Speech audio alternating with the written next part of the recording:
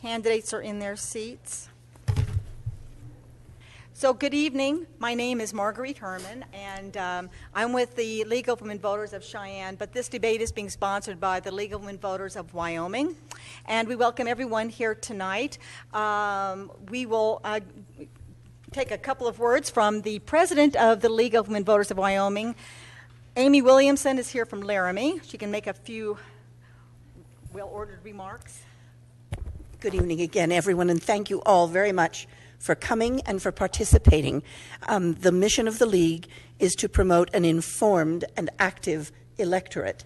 And the League, in case some of you aren't familiar with it, is completely nonpartisan. We never either oppose or support political parties or individual candidates. The idea is to get the voter and the candidate together and to give the voter all the information possible. I'm going to turn this back over to Marguerite and to our excellent moderator. And once again, thank you all very much for participating. So thank you to everyone here in the audience and who are watching online. And the League will be recording this for posting on our State League website. We will also offer recordings to cable TV if they want to, the local access cable TV if they want to run it. So we want to give the voters plenty of chances to learn what the candidates are saying, what their issues are, so they can make a good informed vote. As we say, be informed and vote. Just as a word, someone mentioned that I probably should include this, is that because it is recorded and it's going to be for the benefit of voters elsewhere, we have a lot of supporters in the audience, some passionate, and we just want to make sure everyone observes certain rules of decorum and please, no emotional outburst, I guess, but some people are, not that you're supposed to not show your approval or disapproval, but we just want to keep this really useful for the voters no matter who they're supporting tonight. And let me just address real briefly the empty seat for Clark Stith. He accepted our invitation. We understand he issued a statement today saying he would not attend, so his name is up there, his seat is empty, and he will not be participating tonight. So again, good evening. This is a forum tonight for two races, statewide races. First of all, the Secretary of State's race, and then they'll be followed immediately by the Superintendent of Public Instruction race. Tomorrow night we'll do the forum for governor, and so if you're not here tomorrow night, you can listen online. Again, watch the video as it's played on our state website. This is welcome to the Laramie County Commission hearing room, which is the room we're using in here.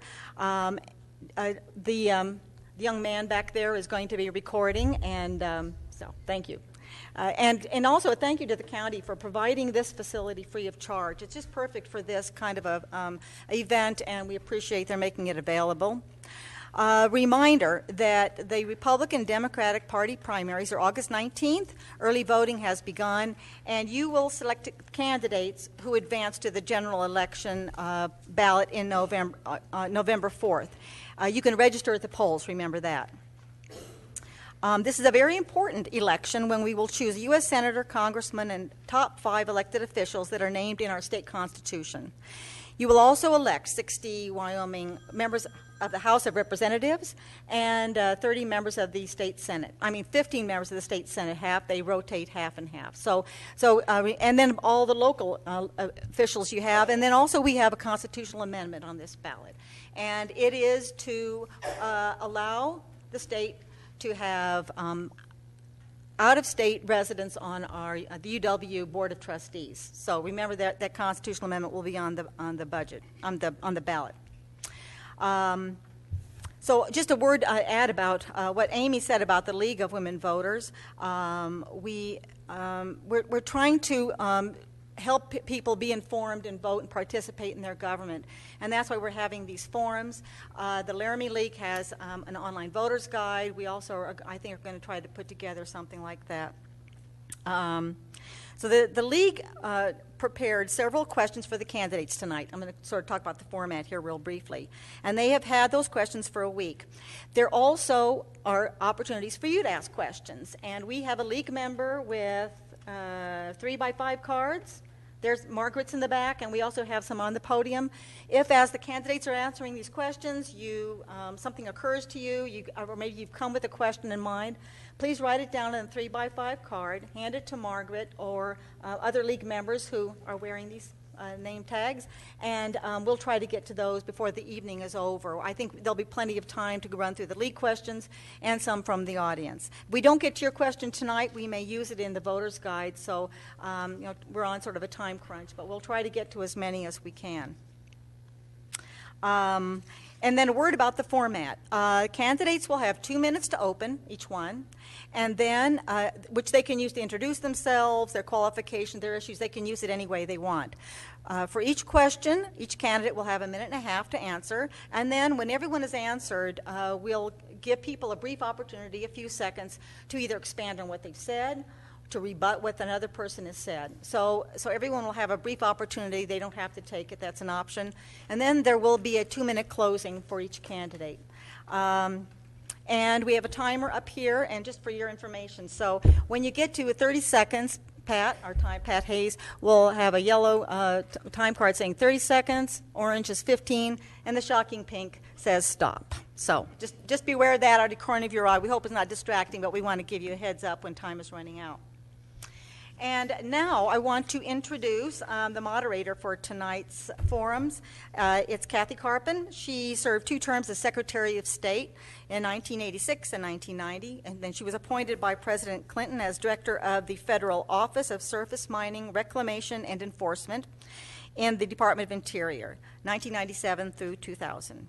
Currently, she practices law in Cheyenne. So I'll turn this over to Kathy, and welcome, Kathy, and everyone, I hope you enjoy that. Thank you, Marguerite.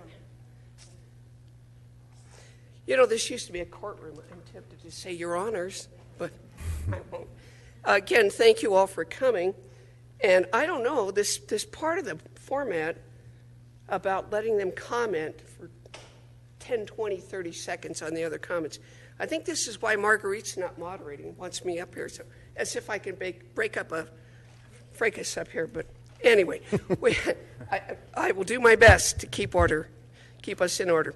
Now we're going to do the openings, and we'll proceed from left to right, and then with each question, we'll rotate who goes first. So with that in mind, Mr. Buchanan, you may make your 2-minute opening, and Pat will set her clock. All right. Thank you very much. Thank you, Marguerite, and the League of Women Voters. Thank you, Kathy Carpin, for agreeing to moderate this discussion of the issues that are most important to the state of Wyoming. My name is Ed Buchanan. I'm from Goshen County. I grew up there farming and ranching, and went to the University of Wyoming. Upon my graduation, I spent 4 years in the United States Air Force as an officer in space intelligence. And when I was through with my military commitment, I returned back to Wyoming, started my own small business as a Wyoming attorney. And subsequent to that, I chose to run for the legislature in 2002. I spent 10 years in the Wyoming State Legislature. I was not there the past 2 years. I left in 2012. During that time, I was the chairman of the House Judiciary Committee. I served as majority floor leader, and I was also elected by my peers as their Speaker of the House. With regard to the Secretary of State's office, the reason I'm running is because I have a 5-point plan that I think would improve the lives of the citizens of Wyoming and improve the functions of the Secretary of State's office. First and foremost, I think we can improve some customer service in the way of technology in dealing with commerce, banking, and agriculture with regard to the UCC, Uniform Commercial Code, and effective finance statements. Also, rules and regulations need to be much more transparent to the public, and I have a plan to use technology to make that more searchable and more accessible to the public. I want to be proactive against consumer fraud, corporate fraud, and election fraud, and be an ambassador to the state of Wyoming, really, serving on the State Loan Investment Board and other state boards and commissions. I want to be the person who goes out in the state, listens to communities' concerns and their needs, and represents them back in Cheyenne. And that's why I want your vote on August 19th. Thank you very much. Mr. Murray. Thank you, Honorable Carpin. I want to express to you a special thanks for all the service that you've dedicated to the state of Wyoming. And you really put Wyoming on the map back in the 80s with the innovation and implementation of the LLCs here in Wyoming, which is a form of doing business that is business friendly and has helped Wyoming really become a great spot, a great place to do business. I want to use my opening to introduce myself, let you know a little bit about me, why I'm running for the Secretary of State, and what I can do for the great state of Wyoming. First of all, I am Ed Murray. I'm a fourth generation Wyoming native. I've lived in Cheyenne area my entire life. The love of my life is out in the audience, and her name is Karen Murray. We've been married 28 years, and we've raised 4 daughters, one of whom is here, and her name is Erin, intimately involved in our campaign. And raising these girls has been a blessing. I know, looking out in the audience, there's been times where we've gone into Mass, and the priest has come up to me and he said, "Ed, blessed are you among women." And it's one of these blessings that, in fact, I've carried with me throughout my life, and it's an honor to travel this great state with my family. I have a 5-point plan as well. I'm going to take my business experience and make us a more friendly spot, a more friendly state to do business. I want to fight fraud hard. This is something we need to get the crooks out of the system. With respect to elections, I want to bring integrity and access and greater voter turnout. With respect to those important boards and commissions upon which the Secretary of State sits, I will provide invaluable input. And finally, I want freedom, the freedom to pursue our dreams. Thank you very much. Mr. Illaway. Thank you very much. Good evening. I'm Pete Illaway, and I'm running for Secretary of State and no other particular office. My experience in my whole campaign has said experience matters, and that's where I believe I'm heads and above my other opponents.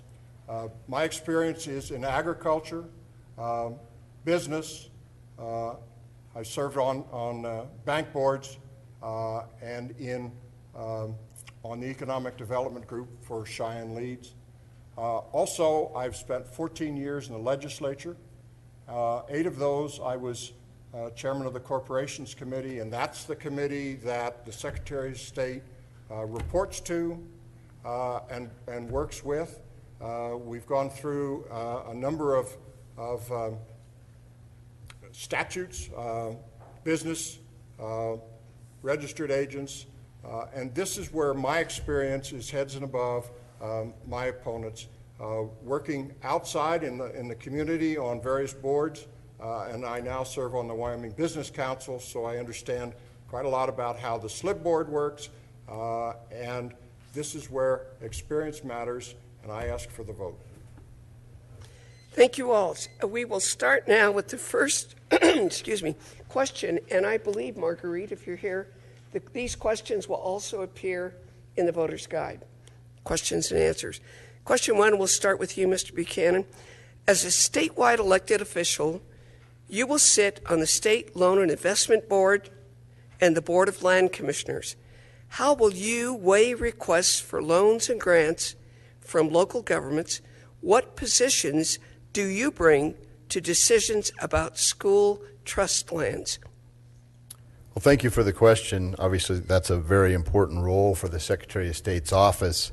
And first, I'd say I would weigh requests for funding based on several factors, primarily need and a priority for those projects that relate directly to health, safety, and welfare of the community, which is really the statutory charge for the State Loan and Investment Board. And then after that, I would look at each individual community, see what types of funding sources they have in place on their own. I know that many times we look and see how people have helped themselves what type of investment they have in their local communities, perhaps with local option sales tax and things like that as they're coming to the state for additional monies for very important projects. And then as far as construction projects, those things that are administered through the Joint Powers Act, I would take a look and make sure that when we fund those projects, that those communities have a comprehensive plan in place for future maintenance funding, because that's always an issue. You can build it, but how will you pay for it, maintain it in the end so it serves its useful purpose? Thank you. Now, if I understand the format, I can ask if anyone wants to comment. Is that right? You want to wait till they all finish? See, we're just working this out. It's a work in progress. Okay, do you want me to repeat the question for you, Mr. Murray? Or? For the audience, you may want to Okay, do that. the question that Mr. Murray will be answering is, as a statewide elected official, you will sit on the State Land Investment Board and the Board of Land Commissioners. How will you weigh requests for loans and grants for local governments? What positions do you bring to decisions about school trust lands? Thank you. This is a very important question in terms of policy, in terms of perspective, in terms of vision. Wyoming is a blessed state. We're a wealthy state. Consider this. We have $18+ billion currently invested in equities, in fixed instruments, in bonds, things of this nature that are exclusively outside of the state of Wyoming. From a policy and visionary perspective, I believe in investing more of Wyoming wealth into our own communities.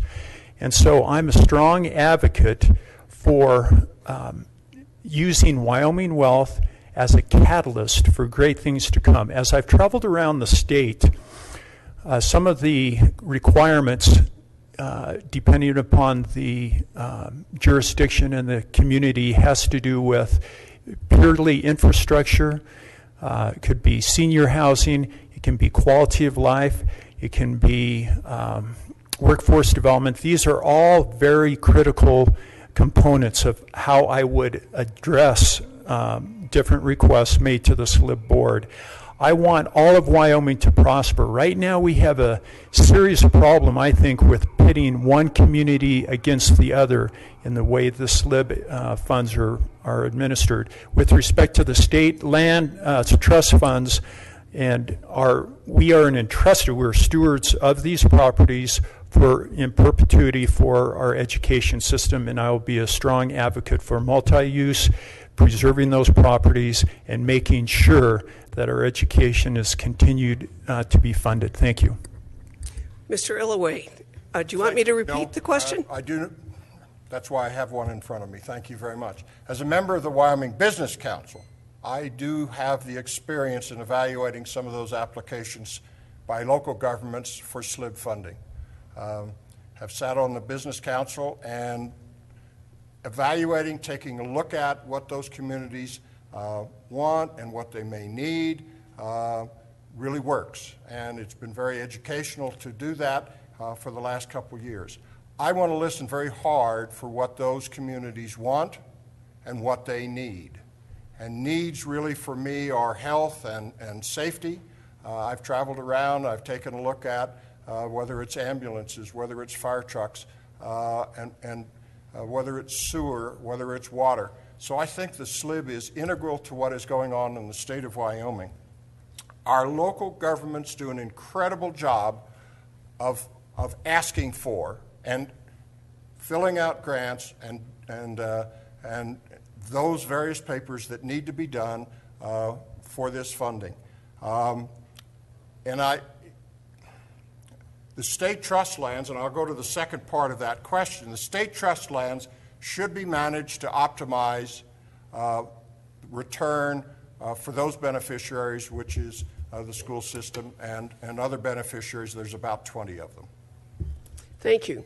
And now, Marguerite, if I'm correct, does anyone wish within a 30-second period to comment on anyone else's answers? All right, well, we'll move right along to question 2, and we'll start with you, Mr. Murray. Question 2 is lobbyists, well, I guess you would all know this, being the legislature. Lobbyists play a big part in shaping legislation in Wyoming, especially with our citizen legislature. Would you favor stronger requirements for lobbyists to disclose their expenditures and their sources of income? And this time we'll begin the answers with Mr. Murray. Thank you, Ms. Carpin. The lobbyist process is something that has really bothered me in my own personal philosophy. I understand that the citizens need to be informed, the citizens' government, about which you speak. But there's a proven history of abuse, of malfeasance, if you will, in the lobbying efforts.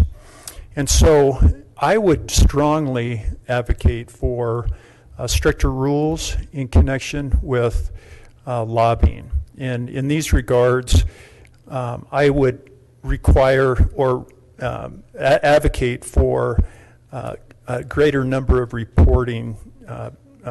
reports during a year. Right now, there's only one report required, and I would require quarterly reports, for example. Additionally, right now, there's no digitized access for the reports that lobbyists make, and so I would advocate for making that digitized so that we, as the citizens, the voting citizens, can follow closely the legislation. And finally, I would require the reporting threshold for lobbyists to be $50 instead of $500 right now. Thank you.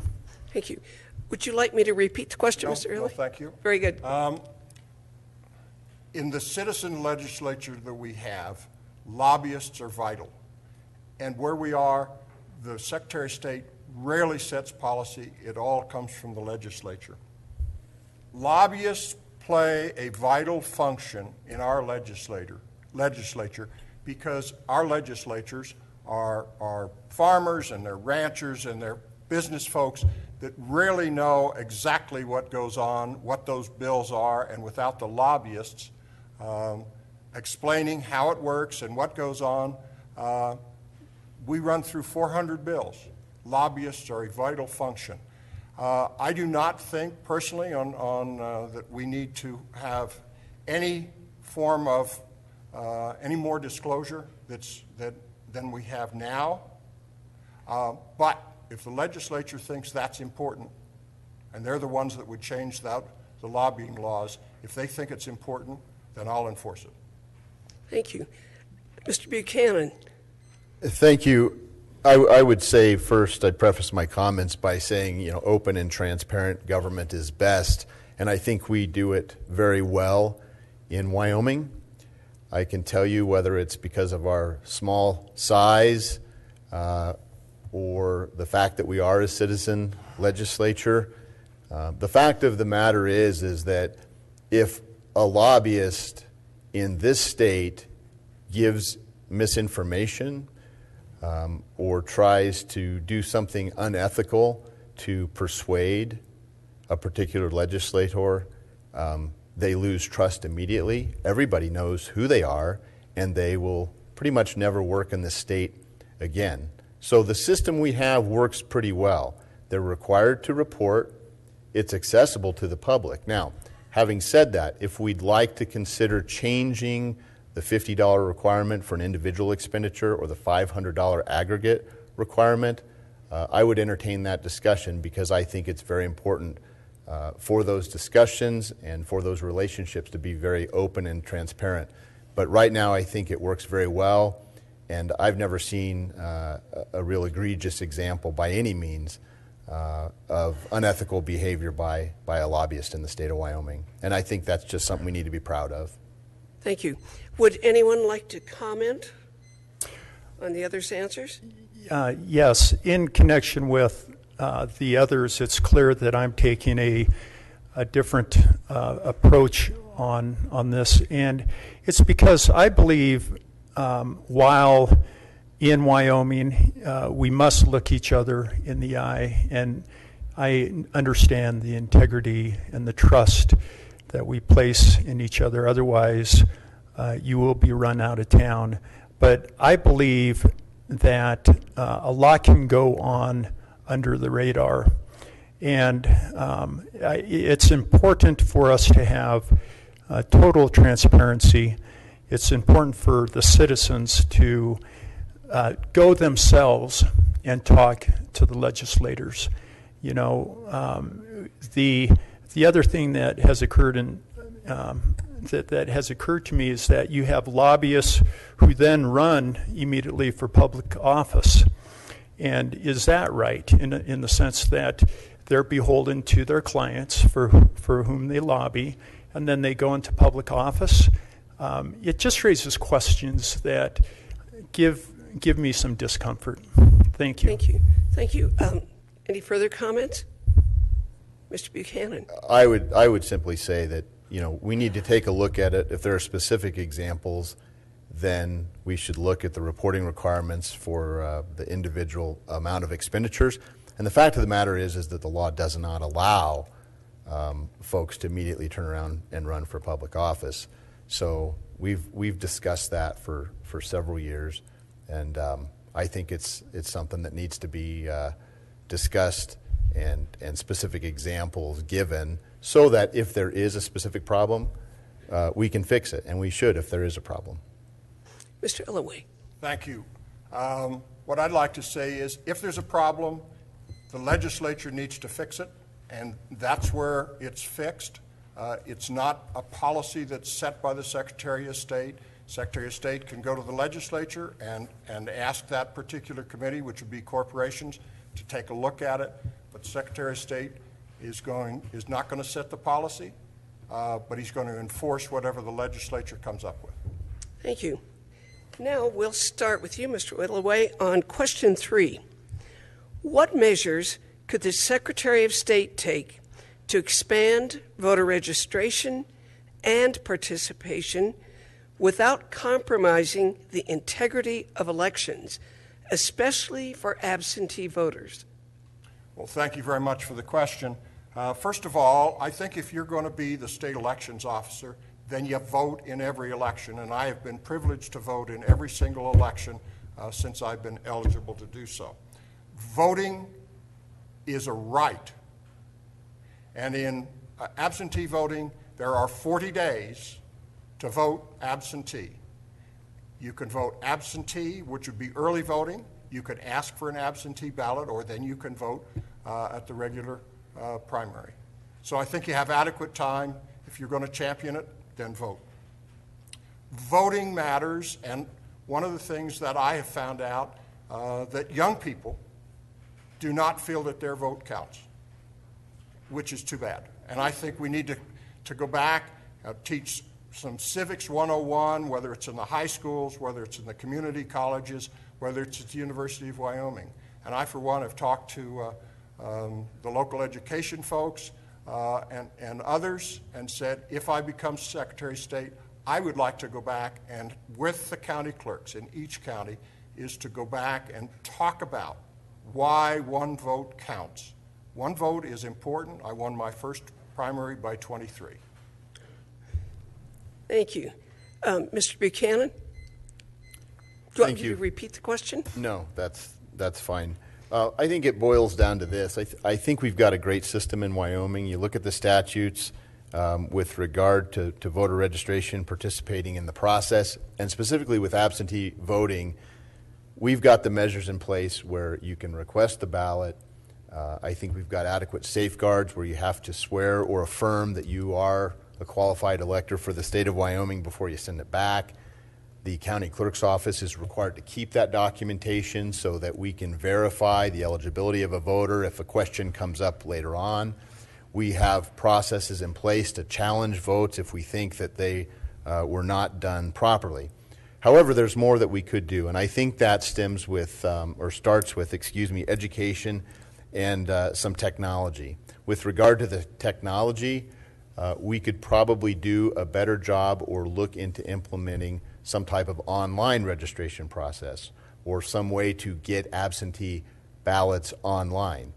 That's number one. The second thing, as far as education goes, I think Secretary of State's office does a great job educating the public about elections, but we can do more. We can take a roadshow, we can go out, we can go into the schools, we can give civics lessons, senior centers, all kinds of different places, and increase voter participation and perhaps reduce some apathy along the way. Mr. Murray. Thank you, Ms. Carpin. This is one of the areas that I'm very, very excited about. As Secretary of State, I would be the Chief Election Officer. And in executing my duties and responsibilities as Chief Election Officer, I'd be working with the 23 clerks from all 23 counties. And in my campaign, traveling through all 23 counties, I've met with each clerk. And it's exciting because we have a great body to work with in helping to get that voter registration up, and most importantly, the voters out. There's many ways to approach this that I'm studying and excited about. With respect to the clerks of the county, I've been asking the question, do you want voting centers? Do you want e-polling books? This is technology that would allow someone who lives in Pine Bluffs, for example, but works in Cheyenne, or that type of proximity issue in every county, to go where it's convenient to voting centers. And it's an exciting prospect. Additionally, forums like this, League of Women's Voters, there's school district programs, Rock the Vote. That is something that has been helpful in getting young people involved. Also, reaching out, going out to the senior citizens, going to the parks, setting up voter registration that really embraces and reaches out. That's the way we can increase voter registration and turnout. Thank you. Great. Thank you. Anyone want to comment further? I think one thing that we want to be very sure of is that it's the county clerks that do the registering in each county. It's not the Secretary of State. Secretary of State can work with the clerks and go do voter to get rid of the apathy is to teach Civics 101, go to the schools and so forth. But it's in conjunction with the county clerks. It's not on the Secretary of State. This is an initiative that may work. I would hope it does. Thanks. Mr. Buchanan? Just briefly, honestly, I think there are plenty of places that are convenient and local to vote, both urban and rural. And I would think long and hard before I would start suggesting polling centers and increasing government bureaucracy to the point where you have to have increased expenditures with regard to polling and voting. Mr. Murray? Yes, with respect to polling centers, and again, I'm listening to the clerks. I'm not dictating, and that's the beauty of this, because the counties could go on a case-by-case basis. I believe in local control. I believe in local rule. With respect to registration and voting, I also want to point out there's a disconnect, because people who register may not necessarily vote. And I believe there's a way to get those who are registered, who haven't voted, back into the voting by making the races exciting, having candidates that are bringing something to the table. And there's a lot of apathy because there's been a lot of politics as usual, and we need new ideas. Thank you. Thank you. I can't resist. I've got to take a moment of privilege. When I was Secretary of State, we had a poster contest for the school kids to get people to vote. And the winner for the first grade had a dinosaur drawn, with a volcano in the background, a little sparkly.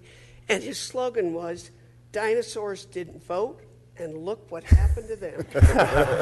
so we got to support that in the schools. I think I remember that poster. Okay, we're going to start with you, Mr. Buchanan. Question Number 4, and this really follows from the previous answers, but you may want to comment more.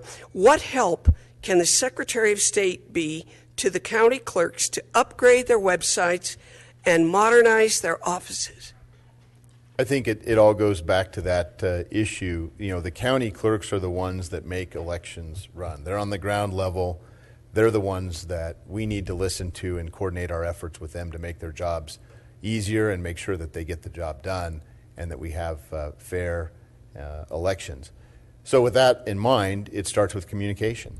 And I think it also starts with finding out what those needs are statewide that each of the county clerks have in common, what type of technology that could be used to solve those problems in common. And then, of course, as Secretary of State, you know, there's absolutely nothing that prohibits you from thinking outside the box, going to the legislature.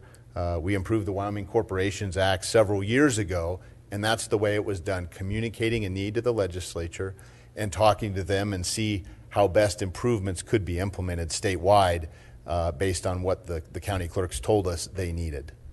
Thank you. Mr. Murray, do you want me to repeat the question? Or? Well, not for my sake, but if... Sure. The question is, what help can the Secretary of State be to the county clerks to upgrade their websites and modernize their offices? The answer is the Secretary of State can provide enormous help. You know, I had the great privilege of attending the clerks convention up in Sheridan, back in early May. And at that time, we discussed some of the issues that they were having in connection with their technology and modernizing their offices. And it's something that the Secretary of State must be the lead for based upon listening to the clerks, to their needs. And so I can do that. You know, in my business experience, I have enormous, extensive experience in getting from point A to point B. I've helped build communities, you know, providing for hundreds of jobs. And so I know how to get the job done. And it does involve consensus. Raising 4 daughters, I've learned what consensus building means. And so I've listened and execute and get the job done. Long and short of it, I would go seek the funding necessary. And then one other point I want to bring out that came from not only the clerks meeting back in early May, but also talking with the clerks, is the need for coaching and training in some case-by-case basis. And I say call me up, and I'll be there to assist you. Thank you. Thank you. Mr. Illaway, want me to repeat the question? Or? Oh, thank you. Wyoming's 23 county clerks are elected in each county. Their budgets are by the county commissioners. Now, the last time that the Secretary of State got involved with county clerks was when we had the Help America Vote Act. And the clerks and the Secretary of State all worked together to make that happen.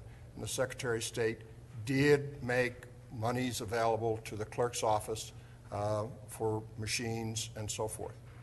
But quite frankly, the county clerks have come before the legislature, before the committee that I chaired, and they asked for, looked at the election code, and suggested changes. The Secretary of State works in conjunction with the county clerks, but doesn't really tell the county clerks. It is a communication, but as far as the Secretary of State dictating or saying anything to the county clerks and having them do something, they know how to do the elections. That's really where it is. And the Secretary of State works in conjunction. County clerks come before the legislature and ask, so does the Secretary of State. Thank you. Anyone wish to comment? I'd make just one brief comment. And it just has to do with listening to the other responses is, and I'm not being critical, but just as an observer myself, I hear, well, this is the way it's done. This is the way we do it. They do this, we do that. And it's this type of closed-minded, bureaucratic type look at the way things are done. I'm for communication and with an open mind in getting things done. Thank you. You wish to comment, Mr. Buchanan? Well, I would just say I didn't hear I didn't hear that sentiment in my answer. I think I said that the county clerks are the ones on the ground doing all the work, and that we needed to listen to them and find out what problems they were having in common, and go to the legislature to find a solution. That's what I recall my answer to be. Great, thank you. Question 5, and we'll start with you, Mr. Murray. What are the 1 or 2 things you would like to accomplish at the Secretary of State's office? Would they require legislative action? How would you pay for them?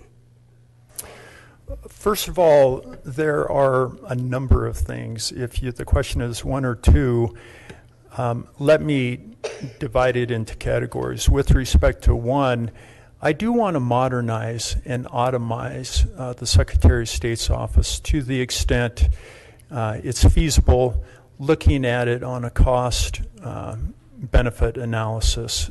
Electronic filings, for example, are something I'm looking at. I'm also thinking that we can do a better job with some of the details like notaries and making their renewal process automatic.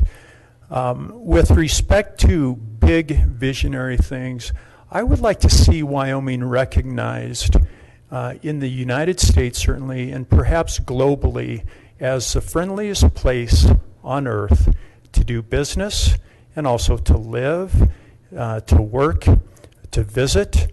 And that is something that the Secretary of State can do if they have the vision, if they have that perspective. As I've traveled around this great state, over 22,000 miles, we're blessed in so many ways, and I would like to give everybody an opportunity to know how we are blessed, and it's a matter of just getting that word out for the benefit of Wyoming and our citizens, and it would serve us well to have that type of vision. Thank you. Would you like me to repeat the question? Thank you. At least 2 things that I have thought about. First of all, the SLIB board. When I've traveled around the state, I'm finding that people distrust state government because they don't see state government. It's down in Cheyenne. So one of my initiatives would be to take the SLIB board and move the meetings around the state to areas, whether they have community colleges where we can have video conferencing or Skype or something like that. I think this would get the citizens involved. They would understand how the SLIB works and also use it for the Board of Land Commissioners. We have technology. Let's embrace it and let's use it for those boards and commissions that the Secretary of State sits on. As far as the office itself, I would fully agree that we need to work on online filing, being able to fill forms out online and then file them online. It is done with a few, but we need to embrace that. Now that's going to cost money. We're going to have to go to the legislature and ask for that funding, but again, it's something for the Secretary of State's office to look at and request. We don't know how much it's going to cost, but it's something that needs to be looked at and embraced. Technology is here. Let's embrace it in the office. Great, thank you. Mr. Buchanan. Thank you. I think there's a handful of improvements that can be made within the office, and there's a few things that can be done really outside the traditional job description of the Secretary of State. But the improvements I would see would be to use technology, as I mentioned in my opening. You use that, you combine that with our favorable tax structure, and then Wyoming is truly just a wonderful place to do business. The second thing is we really need to strive for open and transparent government. And one of the ways we can do that is making our rules and regulations more open and accessible to the public. A lot of folks don't realize our agencies promulgate hundreds of rules every year, and the public needs to be more informed about the process, about the ability to comment, and I think if we do that, we get less regulation. The ones we do have and we do need are common sense and are reasonable. The last thing I would say that's a little bit outside the box is, as Secretary of State, there's nothing that says that we can't go out and promote Wyoming when it comes to our extractive industries. I think there's a role to play for the Secretary of State in keeping coal and natural gas viable commodities, not only for Wyoming, but the world at large, especially with regard to coal. And so I want to be an ambassador for Wyoming in that regard, because our ability to do all these things we're talking about depends on the value of those commodities, since our assessed valuation is based 70% on those commodities. Thank you. Anyone like to comment on the others' answers? Just that this going out and promoting Wyoming is exactly what I'm talking about, as a place to live, work, do business, and it's important that we have that outreach. Thank you. Madam, may I? Oh, sure, Pete. I would like to say that the rules and procedures by agencies is being done now in the Secretary of State's office, because that was one thing that the legislature, this past legislature, wanted done. They appropriated a certain amount of money. So all state agencies are going through their rules and regulations, and as we speak, the Secretary of State's office is working on that program to have those rules and regulations online. Thank you. Any other comments? If not, then we will turn to you, Mr. Illaway, for the sixth question, which is, Wyoming's initiative and referendum process has always been tough, with only a handful ever getting enough signatures on petitions to make it to the ballot, and even fewer getting approved by voters. With recent changes, it is virtually impossible without paid signature gatherers. Would you favor easing those requirements, maybe back to the original process? And we'll start with you, Mr. Illaway. Thank you. I think we want to be very careful with the initiative and referendum process. We could take a look at California when they end up with 100 of them and somebody has to go in with the book to figure out what they say. Or we take a look at what Colorado did with legalization of marijuana.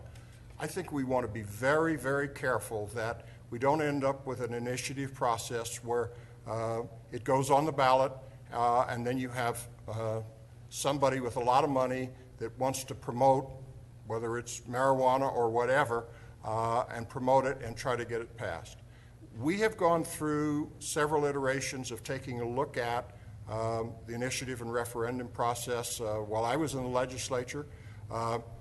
In one case, it passed the House, didn't pass the Senate. Another case, it just failed completely. It did go to the voters, I believe, in 2008. That process was not passed by the voters, and I think that's where we are with the initiative and referendum process. If the voters don't see a need to change, then that's where it lies. The voters make that decision, and that's what it should be. Thank you. Mr. Buchanan. Well, thank you for the question. It is definitely a balancing act because if you look at other states where the process is fairly lax, you find the ballots inundated with lots of initiatives that are driven primarily by big money out-of-state interests. On the other hand, you absolutely want your public to be able, by the initiative process, to pass a law that they deem is appropriate. Perhaps they feel like the legislature hasn't been responsive. And we've seen that in the past. I looked through the history of that, and we had that happen with triple trailers. I remember as a college intern at the legislature that happened, and also with term limits. Of course, there are constitutional issues that go with those. So I think it's an important aspect. I like the way we've got it now. One thing I would say is with regard to referendum, it seems like it's an awfully short window, probably because the new law goes into effect on July 1st of the same year the legislature passed it. There's a relatively short window for people to gather those signatures, and it's not an easy feat to do. So perhaps we would look at that and give them a greater window to gather those signatures on the referendum side of things, or change the 2/3 requirement, that the required number of votes come from at least 2/3 of the counties. There's some wiggle room in there to make it a little easier, but we have to be careful. Thank you. Mr. Murray. Yes, the Wyoming initiative and referendum process is extremely, extremely tough. And it is becoming virtually impossible to have the process completed, especially on the referendum side, without, as you alluded to in the question, the possibility of paid signature gatherers. That's something I would strongly oppose. With paid signature gatherers, who and where is the money coming from? And so I don't like the idea of utilizing paid signature gatherers at all. And so how do we fix this problem? I believe that in order to make the process meaningful and thoughtful for our citizens in Wyoming, we do need to either increase the time frame after a law is passed on the referendum side from the current 90 days. It's impossible. Or decrease the percentage, obviously, of the number of signatures gathered. And so I would look carefully at that. This is a fascinating issue that I'm studying. And the long and short of it is, I don't think our system right now is in the healthy balance, because it's just impossible to get a referendum especially completed. Thank you. Any comments, Mr. Well, Illoway? thank you. Paid signature gatherers is legal. It's in the statutes. You cannot pay for a signature, but you can have a signature gatherer paid. The other way is to do like one of the county commissioners did here, as stand out there on the street corner and advertise that he is gathering signatures to put another commissioner on the county commission.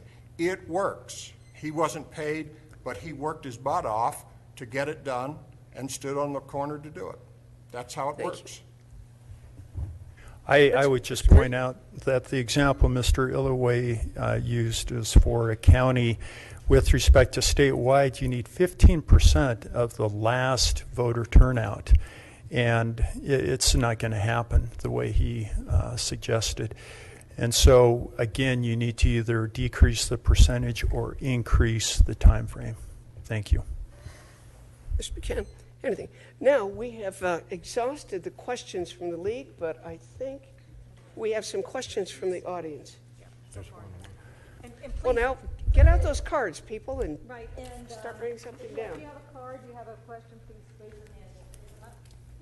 Did you have All one right, more let's question? see. Yeah, So we're going there's to one start more again question. with... Ms. Carpin, One more Yes. question, there is one more question. if you want to ask it. Oh, I'm sorry. That was scratch, but if you want to answer it, you want me to ask it? We don't worry. Okay. We're in favor of open debate, aren't we? So I don't. let's see if I can read this through the scratch. Here we go. See, they have the script. You understand this? They know the questions. Why am I reading these? All right. 7. Should the state make it easier to register as a Wyoming corporation? Could we attract business while not allowing shady or possible scam operations to headquarter here? And I will start on that one with you, Mr. Buchanan. Thank you. I would say we would only make it easier with technology to the extent we can use technology for online filings, but statutorily, no. It's fairly easy to register a corporation in the state of Wyoming. One of the problems we had before was it was too easy.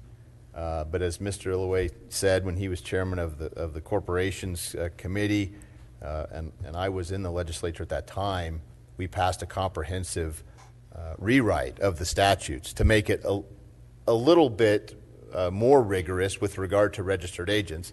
I'm sure you were aware too, probably back at that time, that the law needed to be a little bit tougher to avoid sham corporations and things like that. So I would say only make it easier with regard to the electronic aspect of it, not statutorily.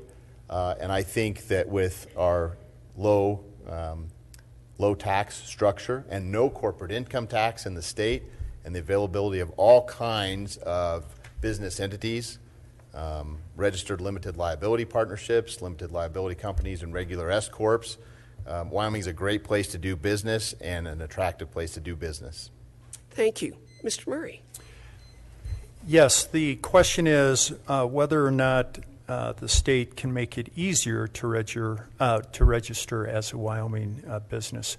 And there are ways to make it easy. It's fairly easy now, but again, traveling around and listening to the citizens, there's a constituency who would like to see electronic filing. This is something that can be done in other states in 20 minutes.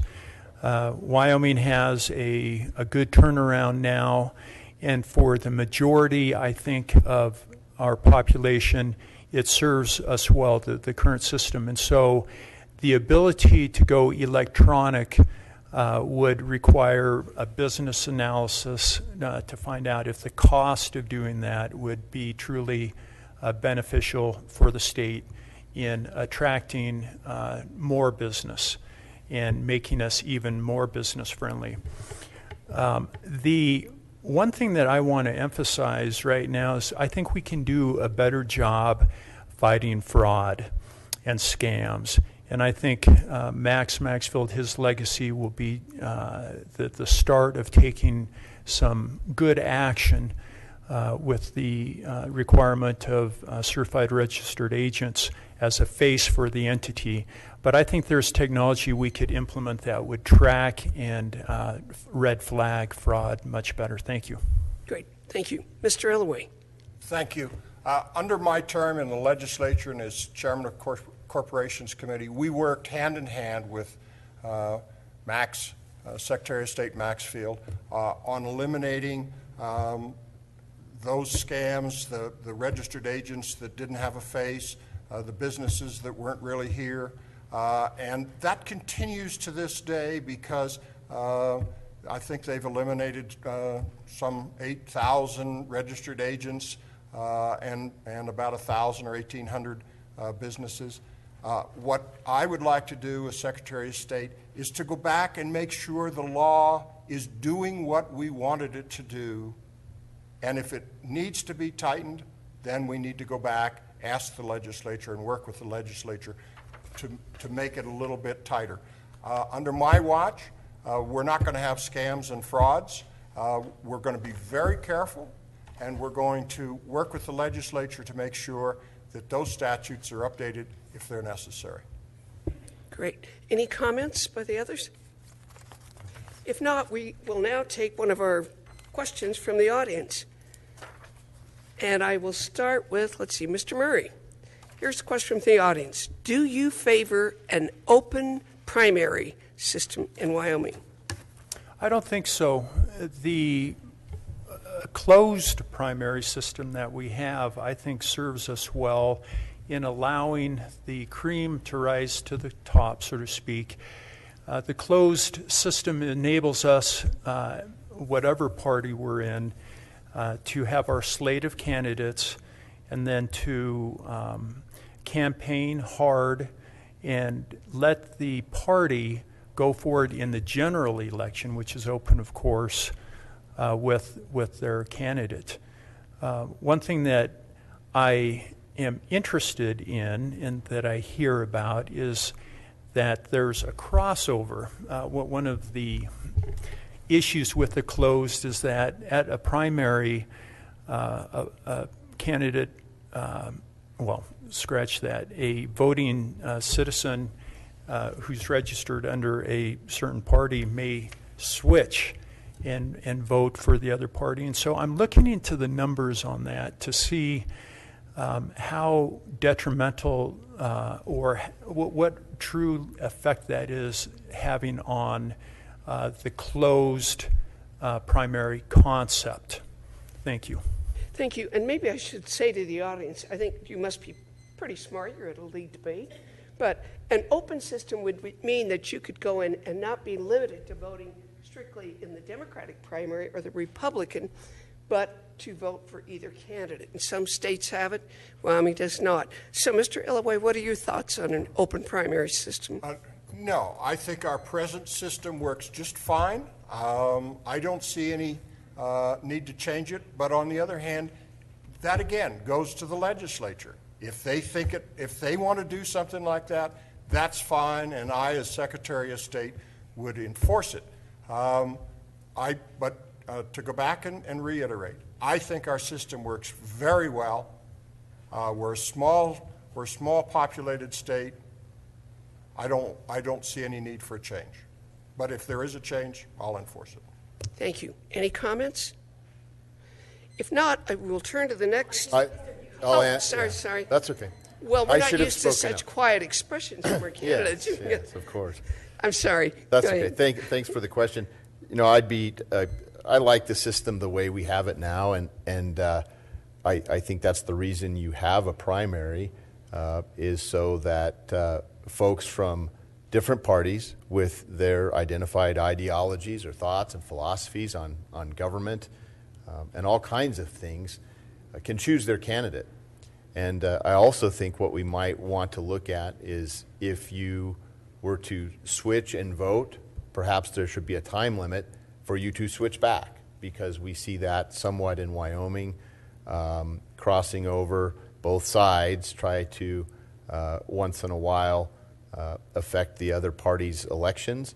And I think if you're going to switch and you're going to vote in the primary one way, you ought to keep going that way for this election cycle, because I think it allows for folks to manipulate the process, and certainly that's not what we want in our elections. So, Yes, I'm sorry about that too. Now, do you have any comments?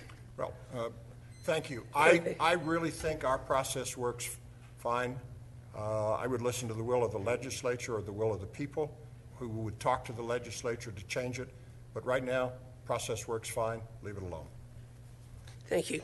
Ms. Carpin, it's another fascinating issue that comes with the closed primary, though, and this is something I'm just exploring and trying to learn about, is if you have a large number of candidates from a particular party, the question arises, should there be a runoff? And so if you have a closed primary, as you know, there's precedent for very, very close races among several candidates. And so that's something that is interesting to me in terms of going forward in the future of Wyoming as well. Well, that's sort of a new thought. What do you think, Mr. Illaway? Would you favor a runoff? Thank you. That's been suggested. Quite frankly, I'd like to take a look at it and see how other states have done it. As again, small state, we can go back and take a look at what other states do. But right now, I'm not in favor of changing where we are. And again, that comes back to our 60 House members and 30 senators. If they think it needs to be changed, we'll make sure it happens. Thank you. Mr. Buchanan, any thoughts on the runoff? I would simply say this. I would listen to the people on that issue, see if they think that a runoff system, if a certain candidate didn't get perhaps a supermajority of the votes. But right now, that's not something I would be looking at. I would certainly listen to that. But we have a majority system, and if you win, you win. Thank you. Now for another question from the audience. Actually, there are 3 questions here, but I think they're all related, so here we go. And these aren't on your script, so you really have to listen here. What are the current requirements to register to vote in Wyoming?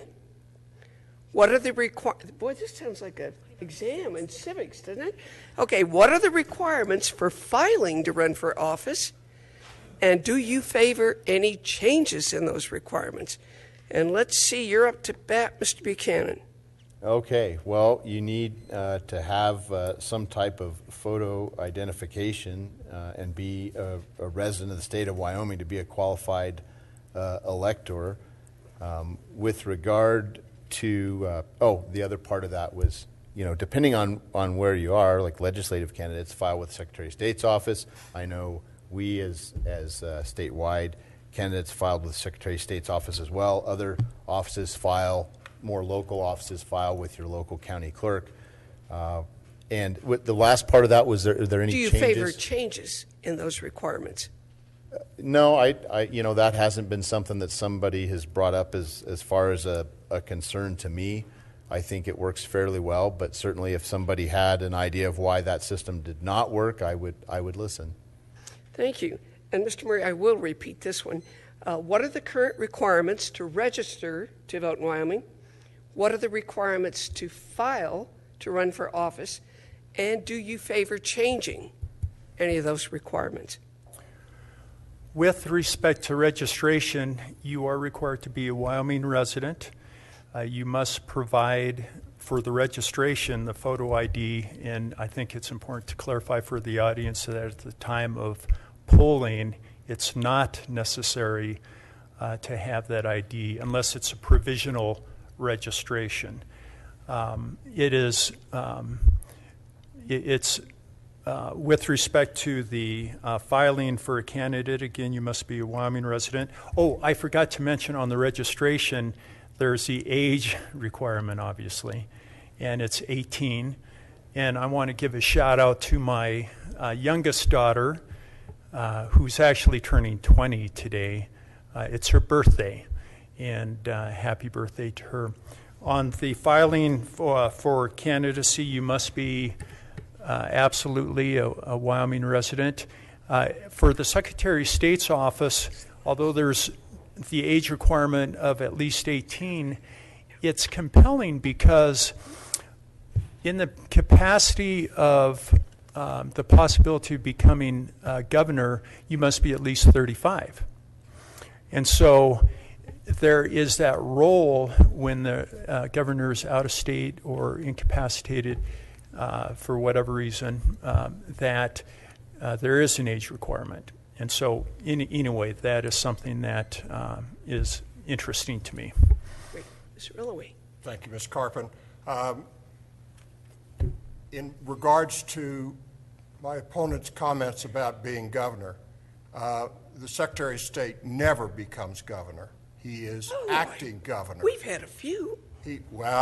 I believe... I tried. I didn't make it, but we I have believe, had a few I believe that did. Jack, I believe Jack Gage did it. You tried to run, but what I'm trying to say is the Secretary of State becomes acting governor, and only acting governor when that governor is incapacitated or he's out of state.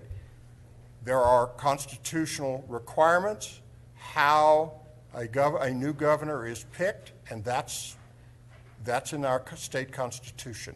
You do not automatically become governor. You're not the lieutenant governor. So, Anyone wish to comment on that? Mr. Well, Murray? if you looked at the last cycle when Secretary of State Maxfield ran in the general election, he was running against a young man under the age of 35 who was a Democrat. Mr. Maxfield obviously prevailed, but that was a big issue at that time. And so I'm a little surprised that it's surprising to one of my opponents here. Mr. Buchanan, any comment on that? No, Okay, thank you. That I'm afraid. one alone. Or maybe you do. No, I'm fine. That has to be our last question. We did have one more on a plethora of corporations in the state without a real face, and I think you've dealt with that. So as we wrap up, I would like to have our League of Women Voters representative step up because there is a candidate from the Constitution Party that would like to have a statement read. Okay, and I apologize for not doing this at the beginning of at the beginning of the forum. So before you all have a chance to do your 2-minute closings, maybe the minute kind of ruminate a little bit about that. Jennifer Young is a candidate on the Constitution Party platform. I mean, she's their candidate, and we offered her a chance to come. She could not come, but she did send a brief statement, and I told her I would read it. They haven't had their officially their convention yet, so she's not officially on the Secretary of State's website, but she will be shortly. But anyway, we did want to invite all the candidates running, and so I will just take a moment, just you'll indulge me a minute, to read her statement, and then you gentlemen can offer your 2-minute closings, and then we will reorganize the room for our Superintendent of Public Instruction debate. So this is from Jennifer Young.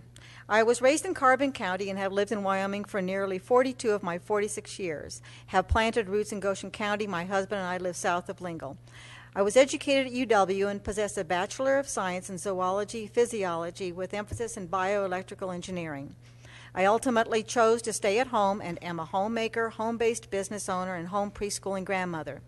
We are duty-bound to preserve and defend our heritage of good government and its founding documents. I'm a constitutional conservative and know that the change we seek begins in each of our homes. Personal responsibility is necessary because, as James Madison said, quote, the advancement and dissemination of knowledge is the only true guardian of liberty, close quote.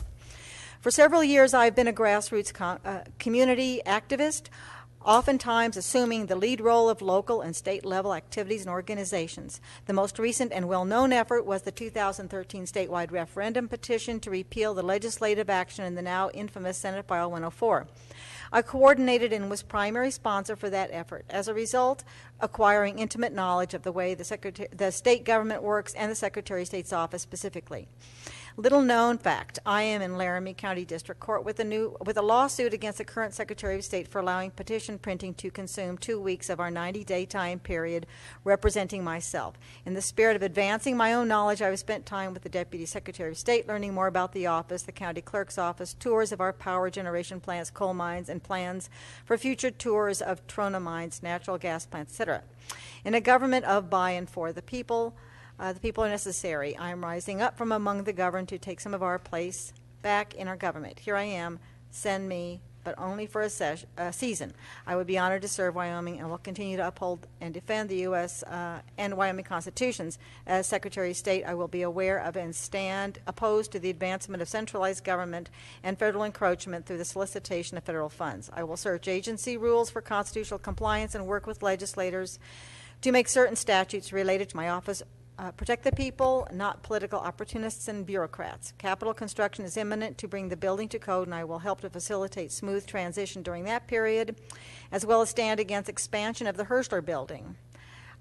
Mr. Elway might have a response to that. The boards the Secretary holds a position and vote on prescribed by Constitution and statutes are instrumental in decisions as to how Wyoming's money is spent, how the state's facilities are used and bought or sold, use of state lands and purchases and exchanges. I will be the frugal voice on those boards with the good of the citizens, communities of Wyoming in the forefront of my mind at all times. I humbly ask for your support and your vote. And that's the concluding. That again, that's Jennifer Young, and she will be on the general election ballot, not on a primary ballot that she'll receive. So, gentlemen, I'll turn the... Ms. Herman? No, wait, are you going to let them comment? Oh, you know what? Fair enough. I would say agree with you. I have a question. Did Mr. Kit Carson get invited to this forum since he's also on the ballot for the general election? You know, I'll just respond by saying we took initially invited everyone on the Secretary of State's website, and then Jennifer Young's information came to us through, I guess, the news media, actually the newspaper.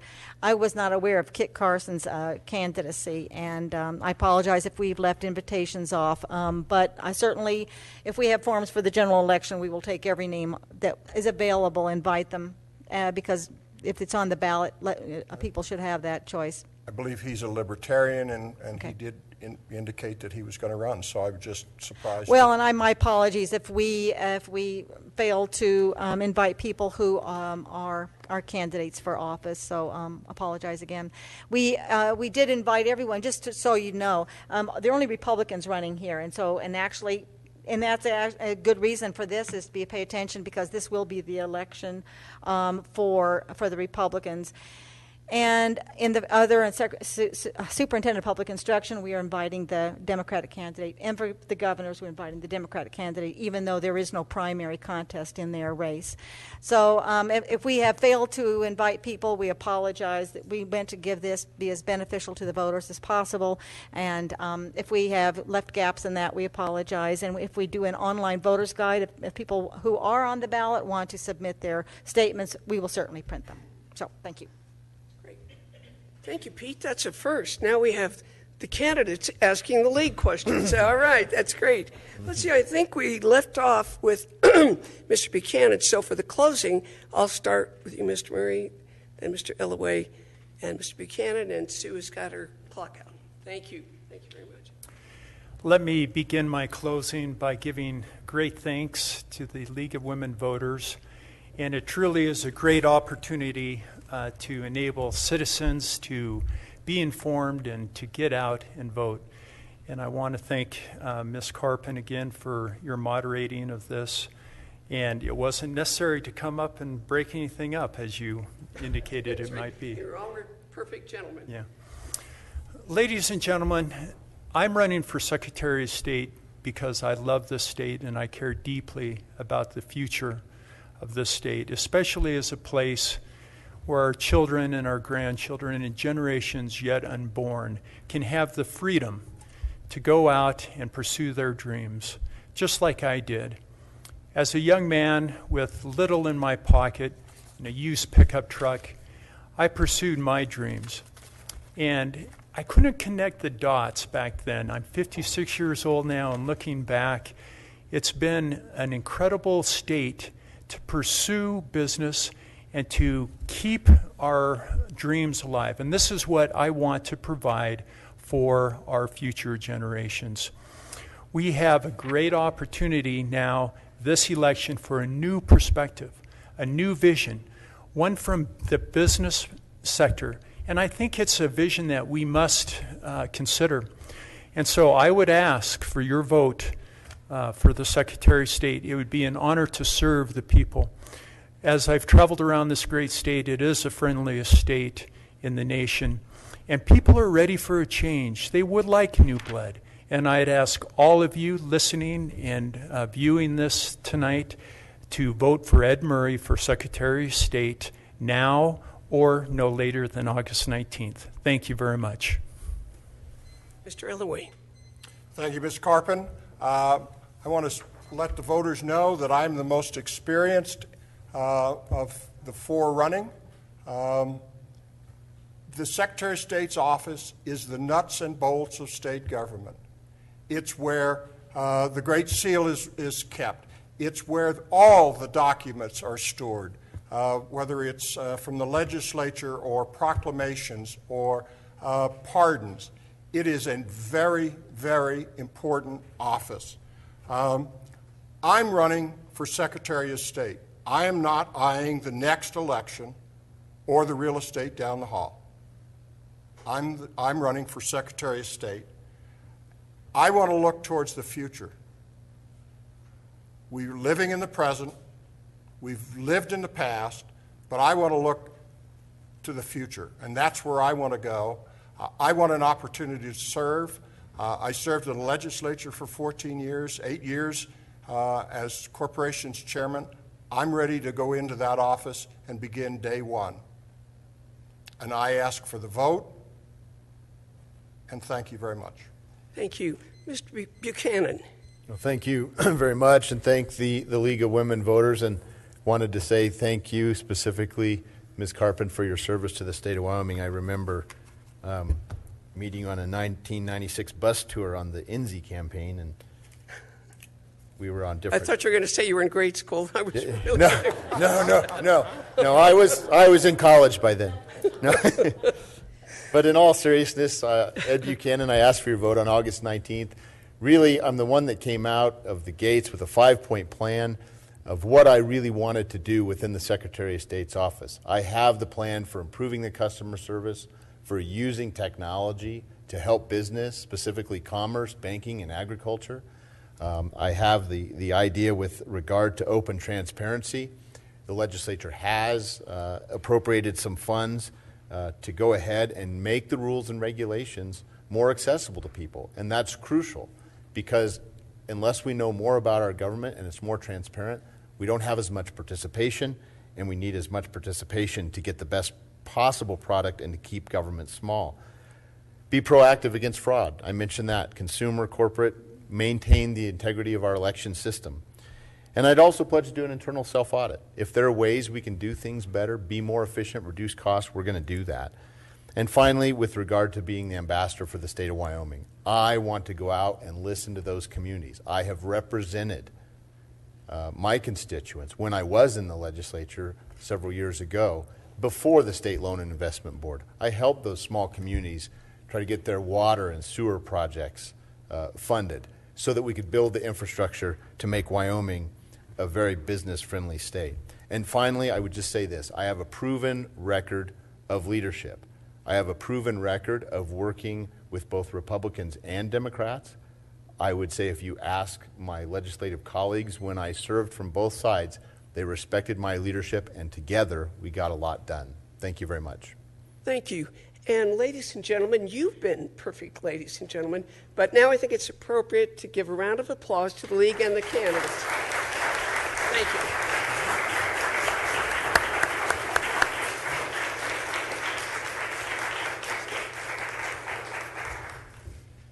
Well, thank you, sir.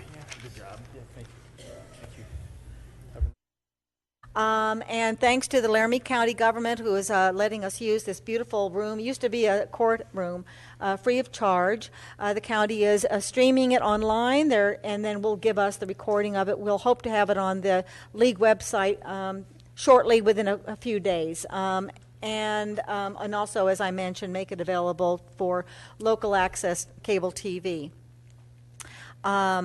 Just a reminder, the Republican and Democratic primaries are August 19th. Early voting has begun, and what you'll be doing is selecting the candidates to advance to the general election on November 4th. Remember, you can register at the polls.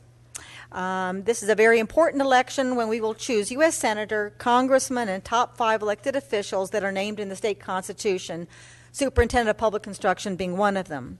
You also will elect 60 Wyoming House candidates and 15 Wyoming Senate candidates in addition to your local offices, and they will run your government for the next 2 to 4 years. In addition, will be a constitutional amendment on your ballot November 4th, and it is to open up eligibility for the University of Wyoming trustees to non-state residents. And so just a word about the League of Women Voters. We are a nonprofit, nonpartisan organization open to anyone old enough to vote. That is men and women. The League of Women Voters, we welcome men. We do not support one candidate over another, but we do advocate for issues, and we lobby on them on the local, state, and national levels. We advocate for open, accountable government and for people to participate in their government. Our voter service activities support our statement, be informed and vote. The forums tonight and tomorrow night are designed to provide information in addition to other resources. We hope voters will go out and check the candidates' websites, look at their information, gather information from wherever you can so that you will know how to vote. The League of Women Voters prepared several questions for the candidates tonight. They have had those questions for a week. There also will be time for questions from the audience. And so what we have is the 3x5 index cards. And members of the League, there's Margaret back there with some. We have some on the podium over there. If during the evening a question occurs to you, maybe something the candidates have said or a burning question you've had all along, write it down on the cards. We'll collect them, and we'll try to get to as many as possible this evening. The ones we can't get you tonight, we definitely will put in, we'll draw upon those for an online voter's guide. So again, if you have a question, put them on a 3x5 card, and we will try to get to it tonight. Just a word about the format.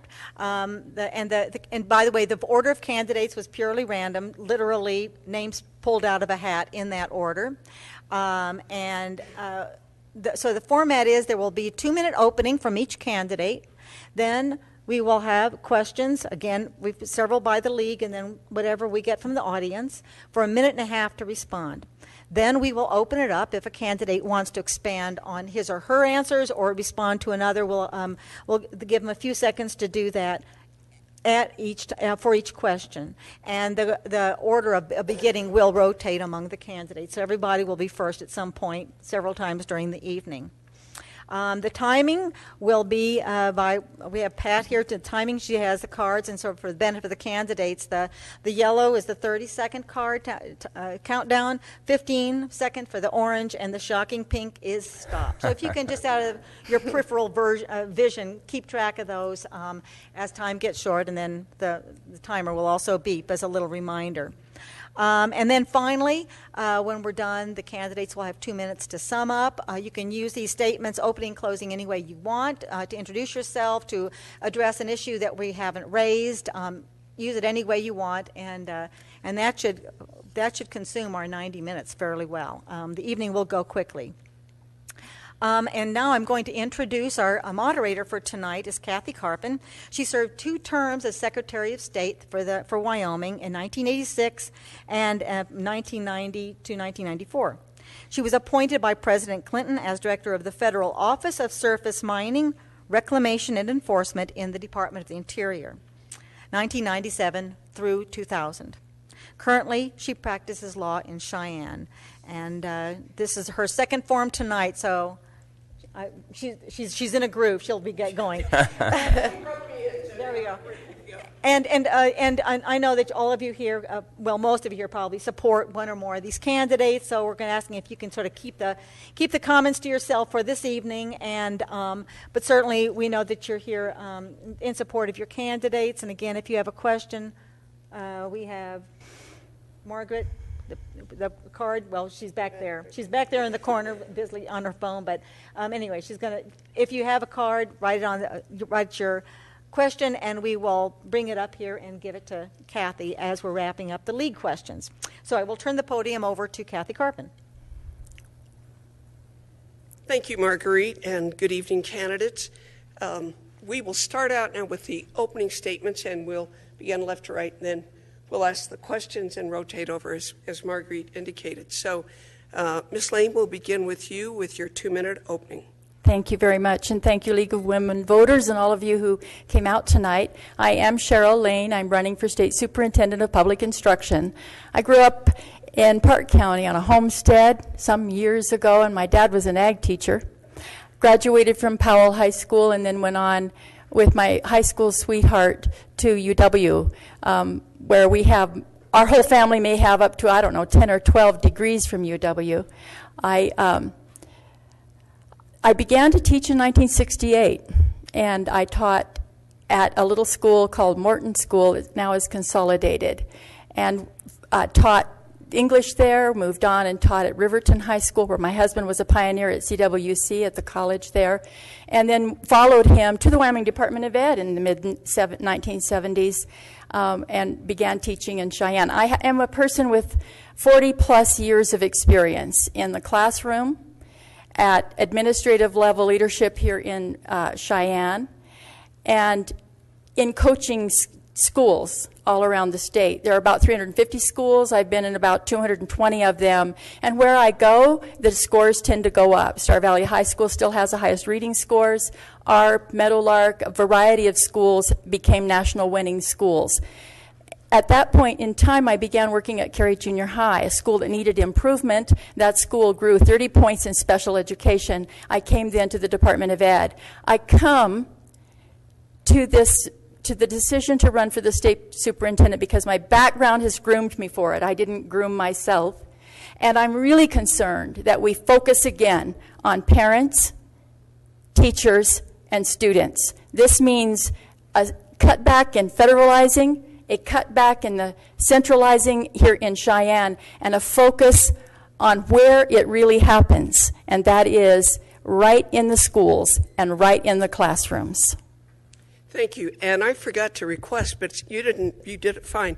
But the candidates, please speak into your microphone so those in the back can hear. And now, Ms. Bella, from you. Balo is my last name. Thank you. Well, I asked and somebody misled me. That's I'm okay. sorry, I apologize. And I'm also barely above 5 feet, and I'm wondering where the J.C. Penney catalogs are. So I'm sitting on my knee at the risk of it falling asleep.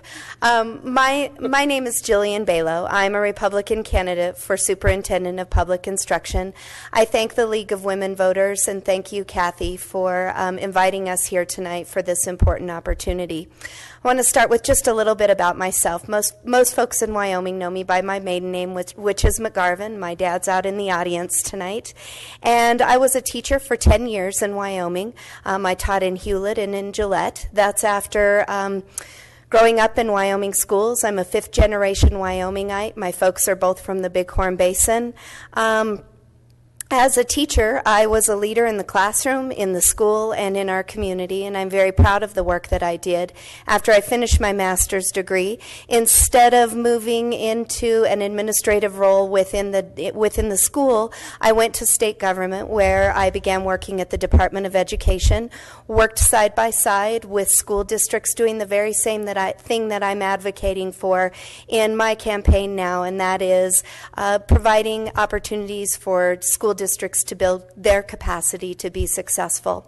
From there, I moved on to the governor's office, where I was a policy advisor. I worked again shoulder to shoulder with communities, local governments on infrastructure issues, and I know a little too much about water tanks and landfill remediation to fill a book. So I again worked side by side also with other state agencies and learned how that works. From there, I became a DFS administrator, where I oversee a large staff across the state, a large budget, and have firsthand, with a strong team of leaders and staff, work to transform government and make government work better for the people. I'm excited about this opportunity to run. It is time to refocus, heal, and move forward in education, and a strong leader in the position of state superintendent is very critical right now. Thank you. Excuse me. And Mr. Winnie? Good evening. My name is Bill Winnie, candidate for State Superintendent of Public Instruction, and I appreciate the opportunity to be here with the League of Women Voters. I've observed Marguerite Herman up there in the galleries over the past 10 years. But I grew up on a nuclear submarine. For those of you that have seen the movie or read the book Hunt for Red October, I've done that kind of stuff, and that's where I grew up. Now, on the other hand, training and education was a daily part of that business. And even more important for me, understanding how people learn was a career-spanning responsibility.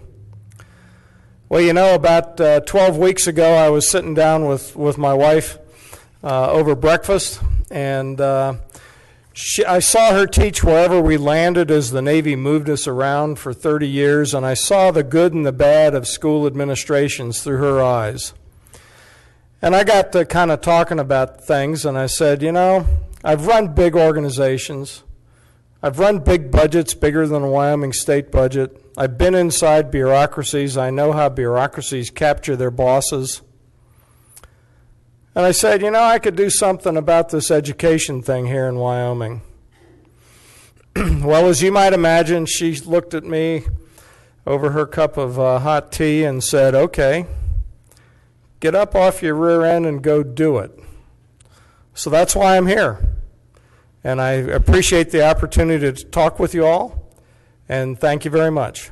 Thank you. Mr. Sabias. I'm Mike Sabias, and again, thanks.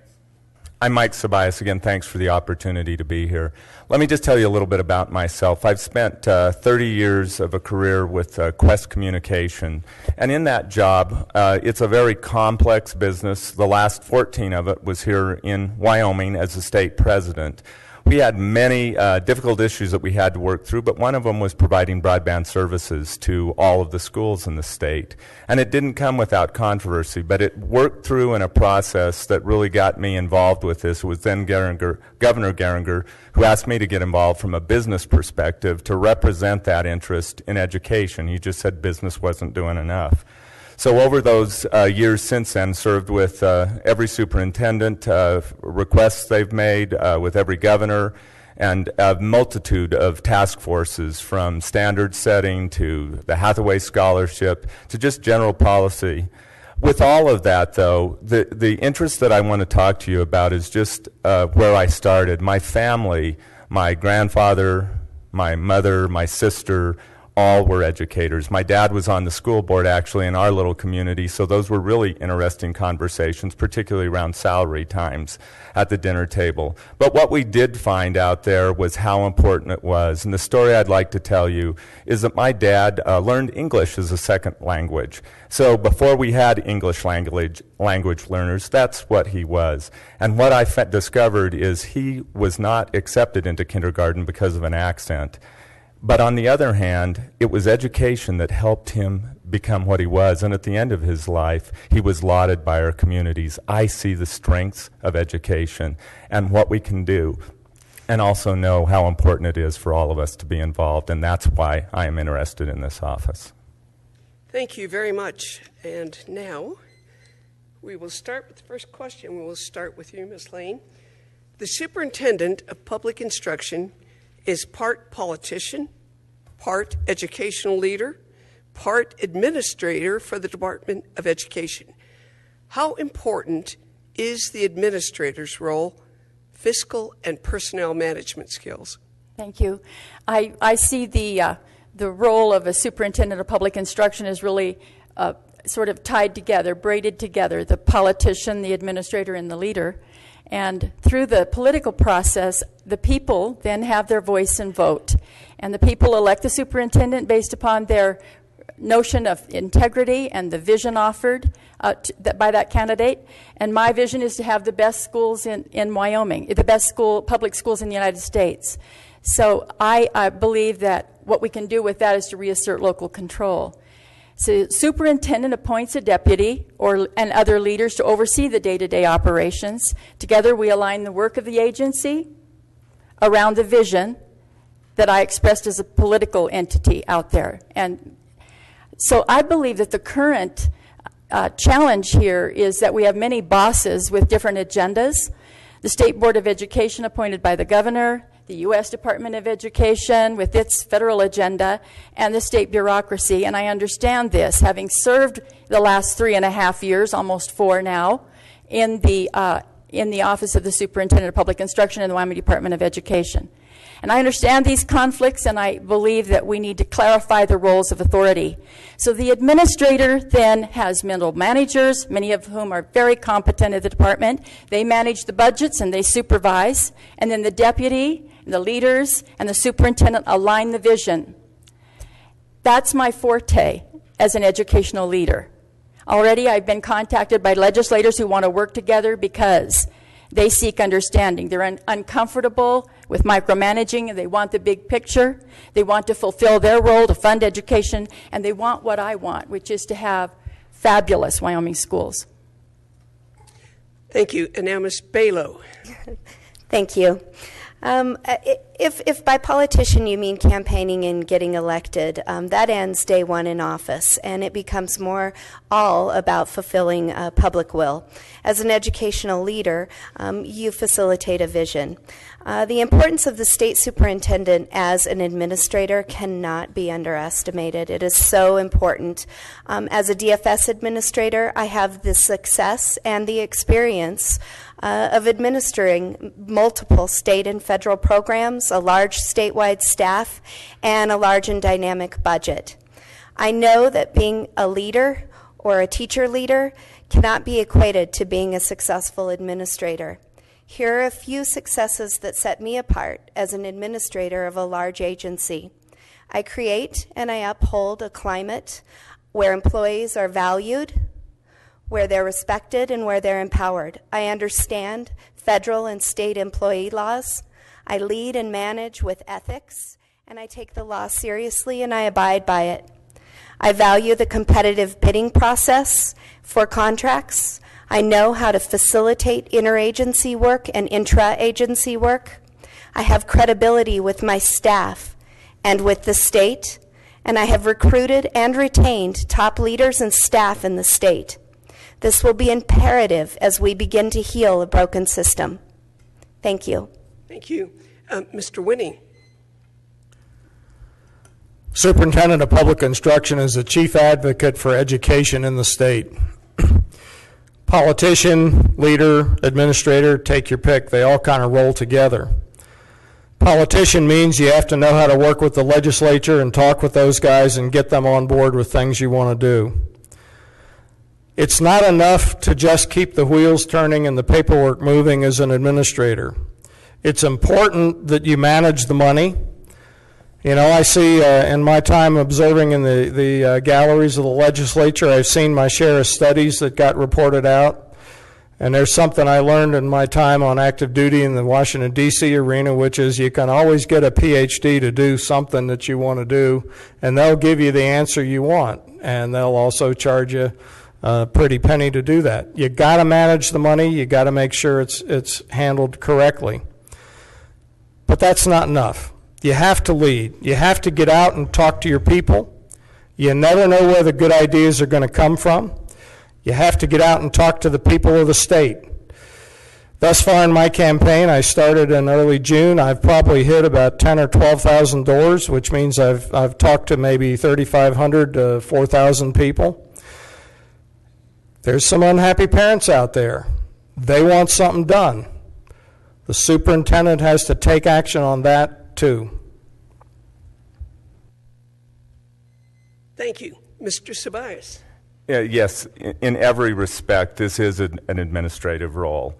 It's just like being a president or a CEO of a company. What you have to understand is you have to provide direction and leadership to an organization. And clearly, as you look at these roles, one of the things that you know is the first thing that a CEO does is he or she has to respect the employees that they have in that organization. It's critical to make an organization run to have that human resource element there. Equally, you have to lead the financial aspects, and particularly in government, with all the constraints that are there. If you don't do the right things, not only are you going to waste money, but you're going to be in trouble with the legislature.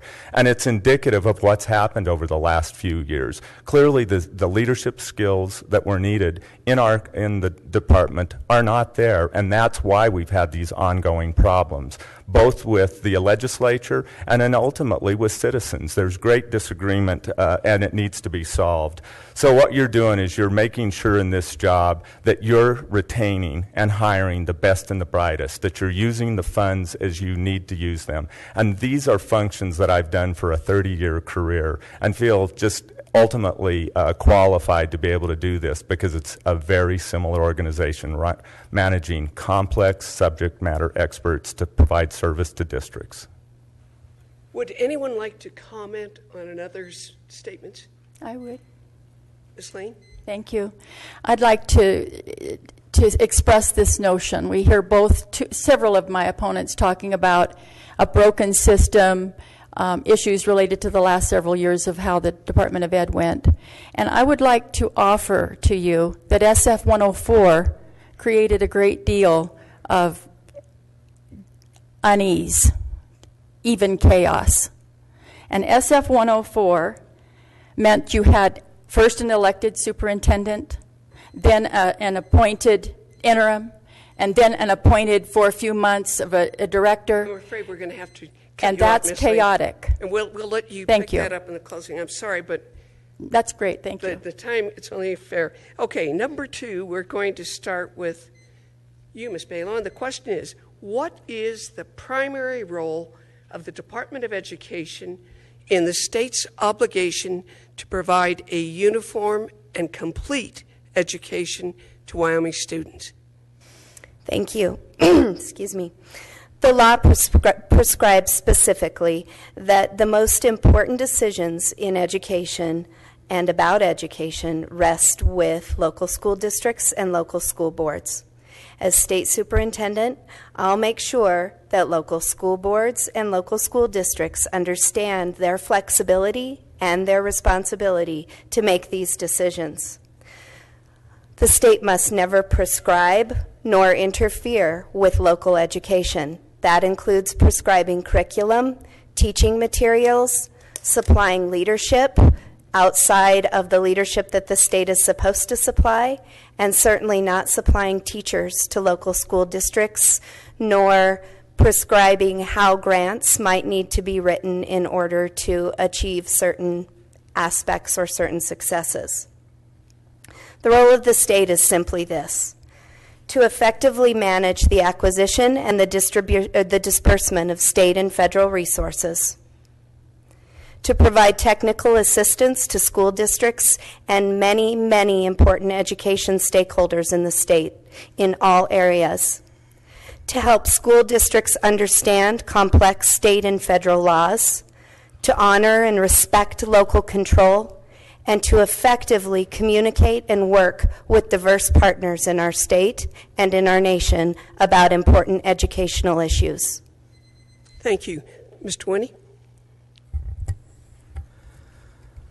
Not so long ago, I read an article out of the Wyoming file, and it talked about the Robin Hood mode of taking money from the rich counties and giving some of that to the poor counties. So you got to do that. You got to make sure the money is distributed fairly across all the districts on a per student basis. And that's probably the overarching thing, is to make sure the money is there when the districts need it. But on a bigger note, you have policies and procedures that you have to work from. You have to provide overarching things to the districts. One of the things I've seen the legislature do over the last few years is struggle with how do you put in place an evaluation system. And I had extensive experience with that in my time in the Navy. And I had to learn the Air Force system along the way when I did joint duty, so I saw some of that. And I saw how they were used in selection boards. And I kind of fussed at the legislature about this in some interim committee hearings not so long ago. I said, what are you going to do with these evaluations? What purpose do they serve? You just going to put them in a file cabinet? Maybe drag them out when you decide you want to get rid of somebody? And so I will go after those kind of overarching policies, procedures, and so on that the school districts need to function effectively and deliver excellence with their students. Thank you.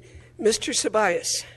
The state's role, and the superintendent's in particular, is to lead and balance a group of sometimes conflicting interests. And there's certainly mandates that will come both from the courts, as we've seen in the past, and then also from the legislature.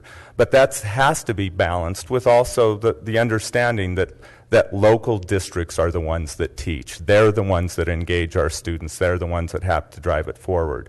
But as you look at this function, then, it is a leadership role. It's to take the resources of the department, understand where you do have compliance issues and do that work, but quickly move from compliance to support, because that's the critical key. When we all can be focused on the student rather than the arguments that we're having, we can come up with great solutions that will help our students succeed.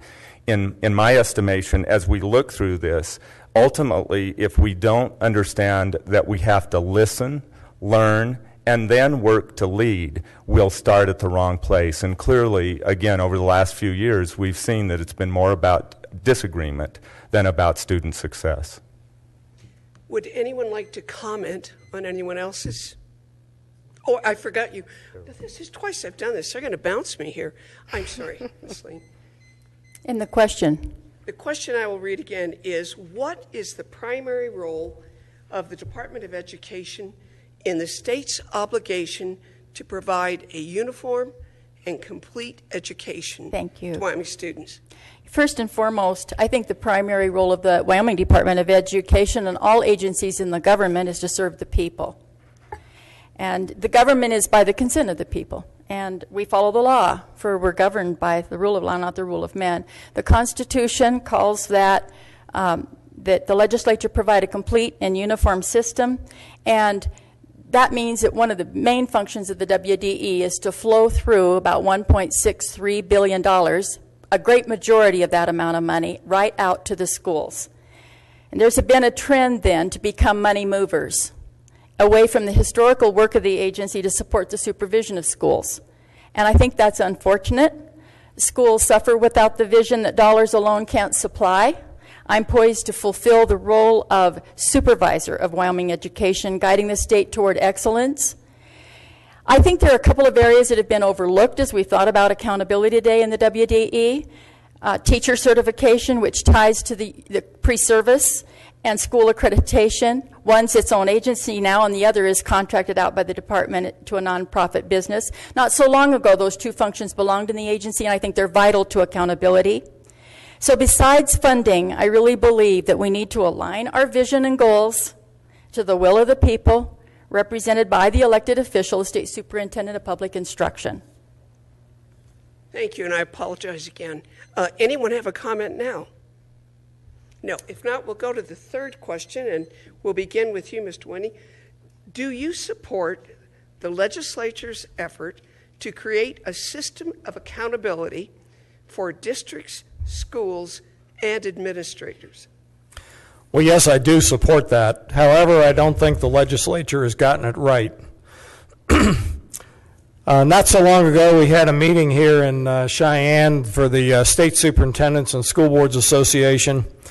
And when I had my turn to speak, I gave them a homework assignment. Smile.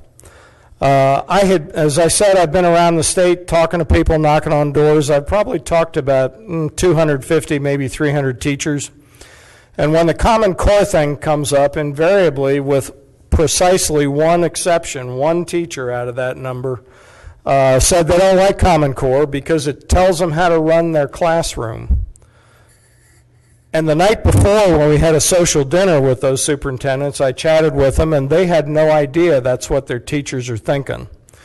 Well, one of the ways you run a good ship is you get out there and talk to your people, you listen for the good ideas, and you do something about it. And so I said, hey, you guys got to resolve this difference here. Another thing that's missing at our legislature's level, there's a quote from a writer and thinker, William J.H. Betker, in the early 20th century. You can hire men to work for you, and you can employ hands, but you have to win their hearts to get them to work with you. That element is missing in the things I've seen the legislature doing, and I will work to bring that into what we do here in Wyoming. Mr. Tobias. Yes, I do agree with the legislators' focus on accountability.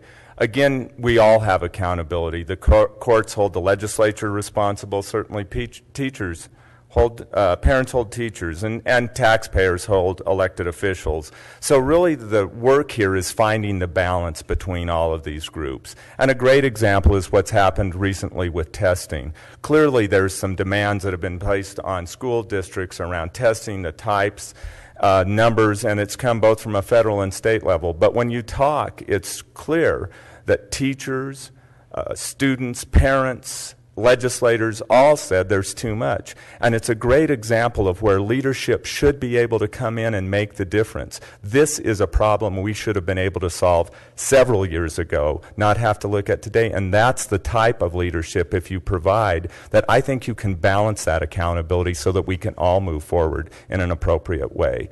We are working strongly on these issues as a group, but you have to understand that it will take leadership at the department if you're going to be able to isolate and identify these and then work that through with the legislature. And they've always been reasonable for me to work with. Thank you. Ms. Lane? Thank you. I support accountability in schools 100%. There's always been accountability.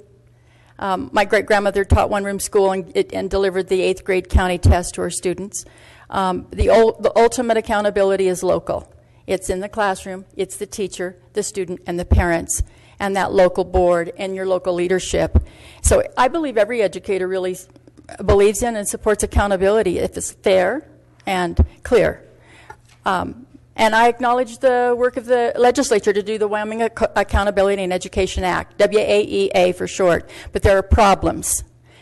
I question the motives of policy advisors, state lawyers, lobbyists, the advisory group led by an expensive out-of-state consultant who advised the accountability bill. And why do I question it? Because the bill mirrors the race to the top funding from the feds, Common Core, and the waiver, all of our current president's administration, and all of which circumvented U.S. lawmakers like Enzi who were trying to rework ESEA. And who stands to benefit? In New York, less than 25% of Race to the Top funding ever got to the classroom. It went to consultants and companies and cronies. So I believe that our accountability bill needs to be rethought. It's contradictory and it is complex. I'll tell you, teachers need to be evaluated. And in the simplest terms, you really need to hire good teachers, and then you need to give them what they need. And then you need to get out of the way, and if they cannot deliver, the parents, students, schools know they should be coached up or coached out. That's accountability. Thank you. Ms. Balo. Would you repeat the question, I surely please? will. That's right. And for the audience as well. Do you support the legislature's efforts to create a system of accountability for districts, schools, and administrators? Absolutely. It's hard to argue the idea of accountability. We expect it from the Wyoming Department of Transportation, from medicine, from the business world. It's all around us. Our legislature has taken on the task of creating the Wyoming accountability system in lieu of a Washington bureaucrat coming in and judging our system and telling us what's wrong with our education system. I applaud the legislature's effort. I believe that over the last 4 years, what has happened is that there is a lack of leadership, a lack of collaboration that has led to our legislature taking tighter reins than they would like in education. I believe that with better leadership in the Department of Education and by the state superintendent, we will begin to work with our accountability system as a starting point and not an ending point for state accountability. I prefer a state voice. I prefer to advocate and not be in conflict with the legislature, and I believe that it's the superintendent's responsibility and duty to advocate for quality education and quality accountability. Some of the perks of a state accountability system include we have the opportunity to be nimble to the needs and uniqueness of 48 school districts. We can customize it to make our own, and it belongs to us, the 48 school districts in the state of Wyoming. Thank you. Would you like me to repeat the question, Mr. Winnie? He already went. I think it's getting too late. Well, I'll tell you what. Really, the first one went pretty well. You wouldn't believe it, but How long have you been on the campaign trail? yeah, I'm just starting in flashbacks here. All right, now, and somebody raise a hand if I'm wrong about this, but is it Mr. Sabias' turn? I'll raise my hand. No. I'm All next. right. Okay. Well, I was giving him a chance to pop up when I was talking about my errors, but, well, we did get a few sparks there, so do you want to comment? Anyone? Well, all right. Now we will start with Mr. Sabias. This is a long one. We may have to read this twice during the course. The Constitution gives the legislature the responsibility to fund schools and facilities at a level that assures all children a quality education. Yet, the Constitution also tasks the superintendent with general supervision of education. How do you see the relationship between the superintendent of public instruction and the legislature? Both the Constitution and common sense would tell you that the legislature and the superintendent need to work together. That is a formula for success. In all of my years here, I've spent much time with the legislature, and they have had many conflictive issues that they've had to deal with, parties that had different feelings about subjects. But when you have good leadership, you can go into a group like the legislature and present your position, but also present what others are talking about. And that's how you really start to inform the legislature to be able to do those things and to follow the lead and to have confidence, again, in the department. What we've really seen over the last 4 years is, again, it's been more about the conflict. and just less about the outcomes. And that's what we have to focus on if we're going to get there. The legislature does not want to be balmed up in this big morass of problems that we've seen. They'd like us to move forward, and I think that we have a great opportunity to respect one another and to be able to learn from one another. That is a skill that I specifically bring to this job, and I know we can do better than we've had here in the recent past. Thank you. Ms. Lane, would you like me to read the question again? I'm good. Unless the audience, it's a long one. I thank you for this question because it helps clarify again the role between the superintendent and the legislature. According to the Constitution, the legislature funds education and the superintendent supervises schools, and that's the Supreme Court came down clearly about that. I think the challenge arises when the legislature adds to the funding task and begins to control education that the students receive. And legislators around the state on the campaign trail have sought me out, called, we've met, and they've been visiting about this. And their real concern that they want kids educated well and they want the clarity of their function.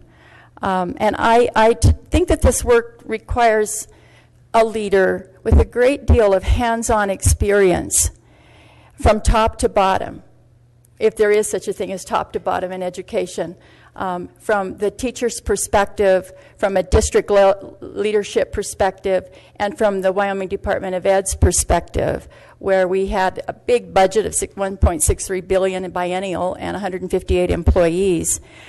So I think what we need is an educator. We need to have a lot of really healthy conversations between the legislature, the State Board of Education, and the WDE. And together, we need to line up our pencils in the same direction because the kids are at stake. And every moment not teaching them is a moment that's irreparably lost. Thank you. Ms. Balo, do you want me to repeat the question? That would be fantastic, please. All right. I surely will. The Constitution gives the legislature responsibility to fund schools and facilities at a level that assures all children a quality education. Yet, the Constitution also tasks the superintendent with general supervision of education. How do you see the relationship between the superintendent of public instruction and the legislature? This balance does not need to be adversarial. It is adversarial right now, but as soon as the legislature and the superintendent of public instruction and other stakeholders establish clear targets and take collective responsibility for education, disagreements will be fruitful and they will lead to more productive results. Here's the skill set that voters should expect coming into the state superintendent's office: competence and experience to implement policy and make recommendations that will lead to better policy in Wyoming.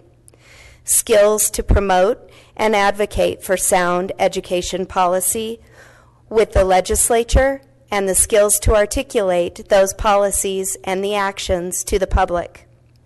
A willingness to collaborate with stakeholders with differing opinions, a willingness to work together. These are the skills that are critical, and I possess those skills. Not only do I tell you that I possess them, I have a record of possessing them. While at the Department of Family Services, I've led groups, I've led staff, I've worked with the legislature, and I have the credibility and the ability to refocus and move education forward in Wyoming. Thank you. Mr. Winnie, would you like me to read the question? No, I'm good. All right. I've got it right here.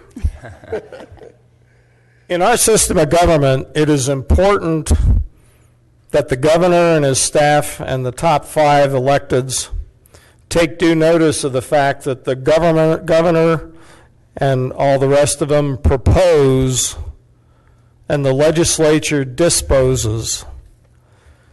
That in turn entails a professional and courteous dialogue, a frequent dialogue between the superintendent of public instruction in this case and the legislators, a give and take. The superintendent has to have a vision of where he wants to go. The superintendent has to be able to lay out that vision in front of the legislators. He's got to be willing to listen to them because they have good ideas too sometimes. I've heard a lot of parents that don't agree with that, but nevertheless, you get the idea. And you go back and forth. And sometimes you go around that block 3 or 4 or 5 times. And so at the end of the day, the way you work with those guys to put in place your vision as the superintendent, the way you communicate it to them, and the professionalism and courtesy with which you interact with them on a day-by-day basis will help the legislature do what they've been trying to do for a decade, which is solve a weakness in education here in Wyoming. Thank you. And now I'm going to remember, if you'd like to comment on anyone else's answer, we'll entertain it. I would Mr. just again like to better understand, because I did hear what Ms. Lane had said about the problems with the legislature, but then what was the fatal problem? What did we need to do different so that we didn't have the train wreck that we've had for the last few years? What was the missing piece? Was it just educators with not administrative skills? Was it just arguing for the sake of arguing? What caused the problem? Because I think we could all learn a lot from that.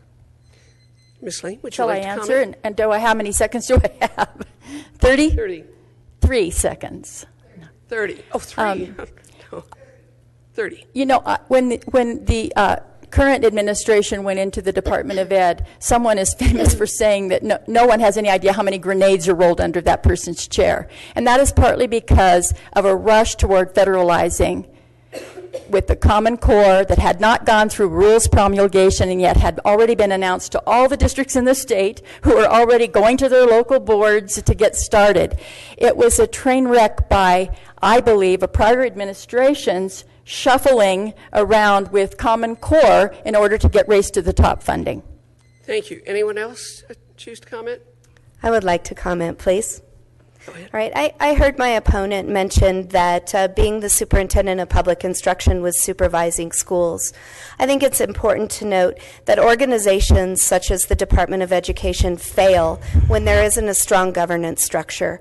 We've seen the beginnings of failing of an organization over the last 4 years, and it's important that we do not go down that road. Thank you. Thank you. Ms. Lane, I'm going to start with you on question 5. Where is the balance between statewide assurance/funding of quality education and local control by school districts, parents, and community? It's a good question. The Constitution is clear that the control is at the local level, and we simply can't surrender that control to the feds nor to the state. It's a constitutional principle. By the way, it is supported by a whole gamut of research out there that suggests that authority and autonomy must remain in the classroom, in the schools, and in local districts. So for authority and autonomy to even happen, for kids to learn, the control really needs to be at that focus in the classroom. It's an unfortunate reality today that our school districts are reduced to having to hire lobbyists to have conversations with the legislature about cost adjustments, for instance. There's just plenty to do for the legislature to deal with issues of funding of the public schools, not micromanaging. And I'll go back to my comments on accountability. Quality education resides, again, with the students and parents. And when the federal and state regulations get too onerous, we find ourselves in situations with hours and hours of time and thousands of dollars spent on the exercise of demonstrating accountability as opposed to really practicing it.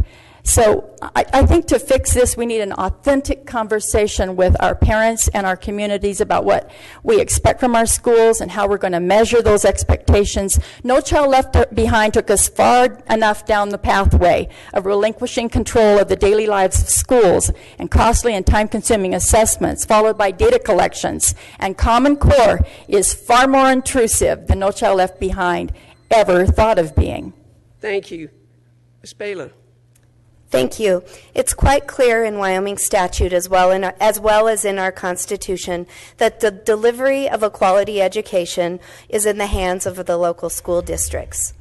In Wyoming, we have a system that works to ensure that. Through a block grant, local districts have adequate funding, and this is not regulated by the state. In fact, every year, local school districts are required to take public input from their community on how best to spend those dollars. So this is a well-balanced process, and the power lies with the people. I am a big proponent of power lying with the people, of local control, and I will vigilantly uphold that. What I also see is that we have, through the block grant, we have funding opportunities to meet state standards in a variety of different ways. All 48 districts meet those standards very uniquely according to the needs, the desires, and the wants of their local communities. Thank you. Thank you. Mr. Winnie? Well, the balance, of course, starts out with that Robin Hood funding thing I mentioned from WyoFile, where the counties that don't have quite as much tax base get some extra money from the counties that have more of a tax base. And so that's the basic amount of money that goes out to each district, and the school board gets to apportion that as they wish in order to deliver the things that they need to deliver. But the legislature also has an ability to do a few things beyond that. Some years ago, they put in place a program for instructional facilitators that are funded 75% by the state. The districts don't have to take advantage of it, but if they do have to have a little skin in the game and put some of their own money in. And so they give the local control where it belongs to the school district. That's a bedrock of how Wyoming's system is set up. Well, those are good ideas. What else can you do? The legislature needs to do stuff like that when they can, but they got to be careful they don't get too far into the details and keep the school boards where they are, which is in charge. Thank you. Mr. Sabias? Local control for me is an opportunity, not a problem, as it's been described. When we really look at this, the local legislators are the ones that are there sitting in their kitchens with people come knocking on their doors, and to start with the assumption that somehow this group of folks doesn't want schools to be effective is to me a little far-fetched. That doesn't mean that the legislators have all the knowledge, but if you treat them like the enemy, then they will ultimately act like the enemy. The opportunity here is to work with that group and to regain some trust that has been lost. We need to go back and sit down with the legislators and ask them what their questions are and compare that with what we're hearing and sharing what we're hearing at a local level. When you can combine those two pieces together, what we have is tremendous opportunity, not conflict. As you look at it, we know that we have to, at a local community level, answer the question when the student comes to us, why do I need to learn this? And if our local communities aren't embedded in this and our legislators understand that, then that's what creates graduation rates that drop and remediation rates that go up. We have an opportunity here to work with them. There's not a problem, there's an opportunity. Thank you. Anyone want to comment? Well, now we'll go to the last league question here. And Ms. Bailo, you'll be the first one. As a statewide elected official, you will sit on the State Loan and Investment Board and the Board of Land Commissioners. What policy positions do you bring to granting loan and grant requests from local governments? What positions do you bring to decisions about school trust lands? It's a long question. A long question indeed. Thank you. I'm blessed. As a policy advisor in the Governor's Board, I was a liaison to the SLIB Board. I understand the process. I believe in the process. I think that the process of allocating money to local governments through the various boards that the top 5 elected officials sit on is such a unique and great opportunity for state government, industry, and local governments and communities to work together to achieve our economic goals. I cannot stress enough the importance and the obligation that we have as Wyoming voters to elect 5 top leaders, not candidates who are closely connected with other campaigns or candidates in other races. This does not display the kind of leadership that we need on these boards. The top 5 elected officials manage the trust lands. Of those trust lands, 90% approximately go to schools. Those fund those go in the foundation, and those pay for the education, the crux of the education for our students, and they pay for capital construction for our school buildings. Land trust revenues, most of which come through minerals, are imperative to our schools. As one of the 5 leaders working shoulder to shoulder with the other leaders, local governments, will look at land issues case by case, and I am committed to always making sure that we have a return on our investment and a steady stream for education. Thank you. Would you like me to repeat the question, Mr. Winnie? Thank you. Nope, I'm good. Thank you. Probably the biggest thing I bring to the State Loan and Investment Board is a consideration of the tax base. When we spoke in front of the Wyoming Association of Municipalities, I spoke about the counties with the smaller tax bases being in need of grants rather than loans and things like that. And boy, I must have seen about 5 or 6 heads nod in the audience when I talked about that. And so I would look at things that are brought in front of that from the perspective of what's the tax base and the ability of the local community to generate the funds themselves versus having it come from the state. The other thing is we talk about school trust land. I've watched our legislature now for several years struggle with the 2 parcels, I think it's 2, out there in the Grand Teton National Park that are islands within the park, and they got surrounded when the park was created. And it's, what do we do with them? How do we maximize the money, the return, because that return has to go to the schools. And those are relatively unproductive parcels right now, and so they're trying to figure out how to do something with it. The object is clear. You maximize the return on those parcels to support the school systems. Thank you. Thank you. Mr. Ceballos. Yes, the policy positions I would bring to this are those that I bring as a business executive. You really learn as a president of a company about why it's important to have limited government and the necessity to push back when that doesn't happen. You also learn to be fiscally conservative, particularly as our taxes are generated here. But when you look at all of these positions, you have to start with an open mind. You don't have a bias. You're looking at what's being presented to you because you understand of the importance that these boards play in the state. I've had just extreme experience in all of these. As the chairman of the Business Alliance, we worked on multiple use, so you understand the importance of how you use our public lands.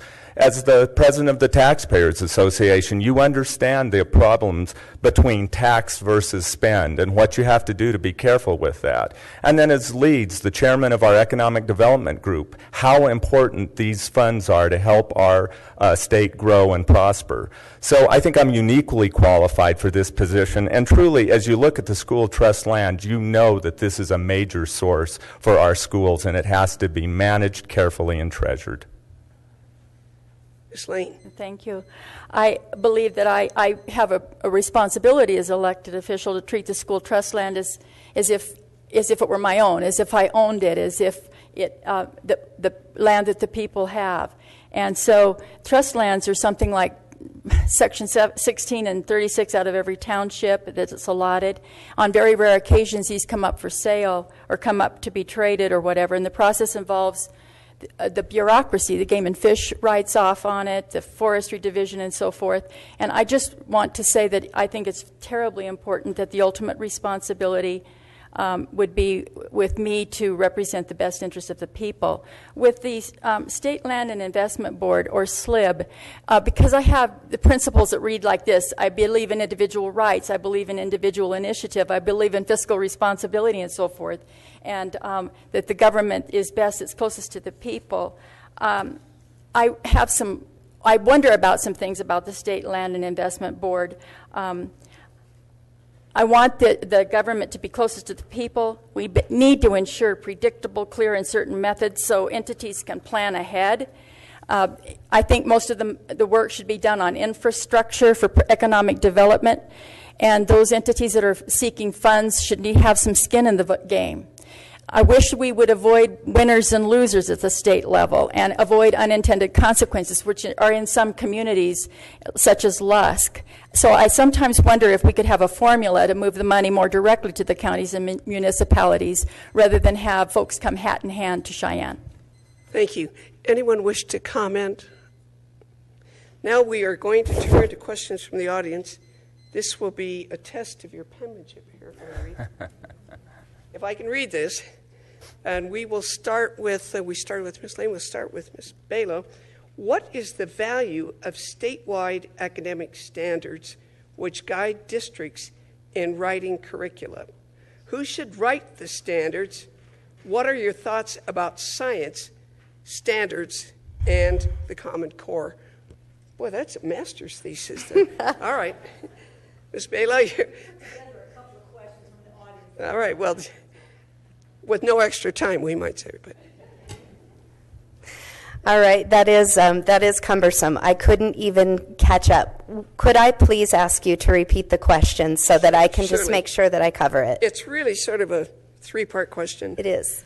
One is, what is the value of statewide academic standards which guide districts in writing curriculum? That's one. Two, who should write those standards? And three, what are your thoughts about science standards and Common Core? Boy, somebody in the audience wants to start a fight here tonight. This is a very good question. So, Ms. Balo, got it? Great. And I have a minute and a half, is that right? Okay. I'm going to start backwards and work up. The Common Core and the Next Generation Science Standards are both off-the-shelf sets of standards. In Wyoming, we know we can do things better. As I am out talking with folks, that is exactly how it feels. Every step that we take toward a cookie-cutter approach or toward the Common Core is a step away from local control. I am in favor, as an educator and a leader, of high standards for our students, the highest standards for our students. That's how we know that they're successful in school, and we know that they can compete globally once they're out of school, or stay in Wyoming if they choose. As far as the value of academic standards and who should write them in Wyoming, we have a process in place. Unfortunately, it's clear that many voices were not heard in the last standards adoption process. We need to have a more robust process through strong facilitated leadership by the state superintendent that is inclusive of all voices. I'll do that as superintendent by going to the communities, conducting focus groups shoulder to shoulder with the local school boards and community members, and the results of those discussions will serve as the centerpiece for decision making around standards. I expect that in 2017 we will have standards that do not look like the Common Core standards, but that embody Wyoming's values and high, strong standards. Woo. Thank you. Mr. I guess Rennie, I'll want stop me to there. read it again? Yeah, I think you better. Okay. What is the value of statewide academic standards which guide districts in writing curricula? Who should write the standards? And what are your thoughts about science standards and Common Core? Well, the state has an interest in providing an overarching system with regard to the standards that the local school boards actually write. The school boards write the details, but the state ought to give them a framework within which to work. Science, technology, engineering, mathematics, Common Core, wrap that all together. I described to you my homework assignment for the superintendents. You know, we got the teachers here with one view as Common Core, or the Next Generation Science Standards, if you will. You got the superintendents somewhere else, and you got, I can tell you from the parents I've talked to, you got them in another place. if I was going to solve that problem, and they would be state standards, well, there would be a state framework within which standards are written, I would get a representative sample of teachers, a representative sample of administrators, a representative sample of parents, and some college educators too, and I'd toss them all in a room and I'd tell them they could have all the peanut butter and jelly sandwiches they want. They could have all the coffee or other beverages they want, but they can't come out until they figure out how to make it work. How's that? I can't comment, but I'm sure someone else will. I didn't expect you to, but you get it. Mr. Sabais. Yes, we absolutely have to have standards, and we've done this for decades with education. If you think about one standard, one's a driver's license. What would it be like if we had no standard for what a stop sign was going to be? Standards are critical, and the tougher the standard for our students in the 21st century, the better. Who writes those standards should be made up of a lot of folks. When we look at the medical profession, we don't just say who in Wyoming has good ideas. You take everybody's good ideas. You're looking for the best ideas. The critical point then is when you take them back to ask, now what fits us? But the idea of rejecting something because it comes from a different place just seems to me not what you would best want to do. Science standards, the math standards, the language arts standards, even the group here in town that's opposing these uses a rating group. Our current standards for language arts, math, and science were F, D, and F. They rated, the same rating agency that they used rated the new standards an A, a B, and a C. And I just have to tell you, anytime I could get a chance to move my student from an F up, I'm going to do it every time. I think that they are something that we can always improve. But if you just stop there, stop the school bus, you're definitely throwing out the baby with the bathwater. Let's not let perfect be the enemy of good. Thank you. Thank you. We've had standards in Wyoming since approximately 1999, and I served with Judy Catchpole at that point in time, coming from the district, to write the first set of standards in the state for language arts. They were much leaner. I am simply not aware of any grading system that graded them as Fs. They were well written. The input came from nearly 100 stakeholders in Wyoming.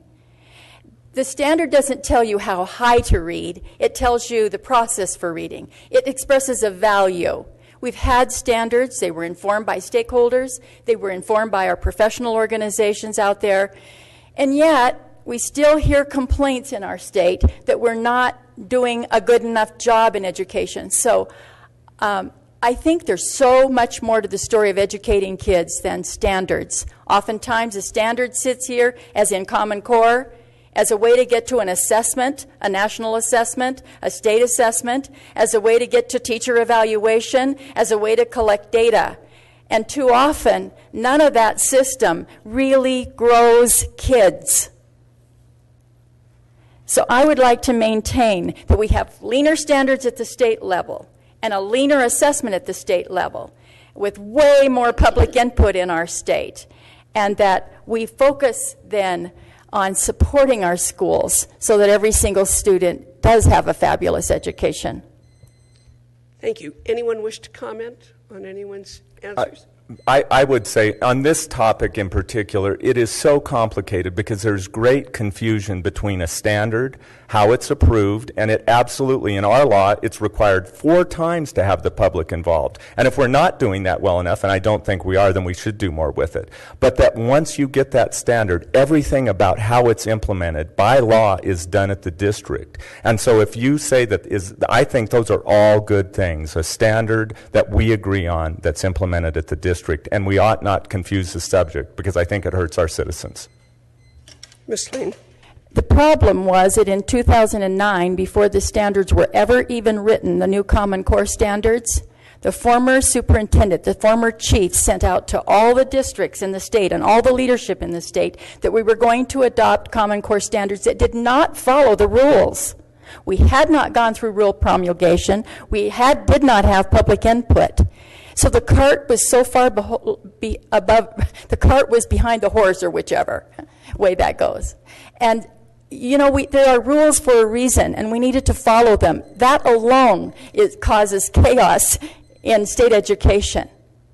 Thank you. That is quite a complicated issue. We're going to shift gear. Oh, I'm sorry. You have a comment, too. Sorry, Ms. Paley. Go ahead. That's okay. I would like to note that the review process was going on when the new administration came in, and in September of 2011, the current administration did vote in favor of adopting the Common Core state standards, and then voted again in 2012 not to move ahead with those. I also think that it is important to say that the most well-intentioned, best standards in the world are not worth using if the public will is not there, and it is my absolute belief that the public does not want the Common Core standards and believes we can do better. Now, on a different topic, another question from the audience, and we will start with you, Mr. Winnie. Could you work with all underlined members of the legislature, especially the Education Committee? Yes. In a real sense, I kind of have. As a private citizen, I mentioned I'd been there observing these guys for 10 years. You know, somebody's got to keep their eye on those guys. And from my experience in Washington, D.C. arena while I was on active duty, I didn't like the political process. And that's why I did that. I was there first day to last day. I saw my share of paint dry, by the way. But I have spoken up in public comment. I started doing that about 6 years ago. And I spoke on various things. For instance, I spoke with Chairman Matt Teeters one day walking back from the Hirschler building through the tunnel to the main building on Senate File 104. I said, hey, Chairman Teeters, this isn't the right way to do business. And he remarked back to me that it was similar to what they did to the state auditor in 1991, and I said, yeah, okay, you got away with it then. That doesn't make it right now. And I've had other minor interchanges with them, you know, again, as a private citizen where I express my opinion and speaking up on public comment. And they kind of know how I think. I don't think they necessarily agree with me, but that's okay. It's the give and take you got to work with. So, yeah, I can work with those guys. Thank you. Mr. Subias. One of the challenges that have come out of these last few years is, again, the conflict that's there. And my 15-year experience with working with the legislature is kind of you can go in there with a presupposed idea, and then you can deliver that if you want. But what I've seen is this is a group of tremendous citizens, and they are doing the very best they can with the information that we provide them. They're dedicated. They're certainly not paid for the amount of time that they do this, and they work very hard to understand complex issues. The challenge that you have then is, how do you approach them? Do you approach them as a team member, and how do we get forward with this, or do you take another approach? And I think the legislature is, again, the most local group of folks we have. They hear regularly from those folks in communities, and that's why there's such a good connection.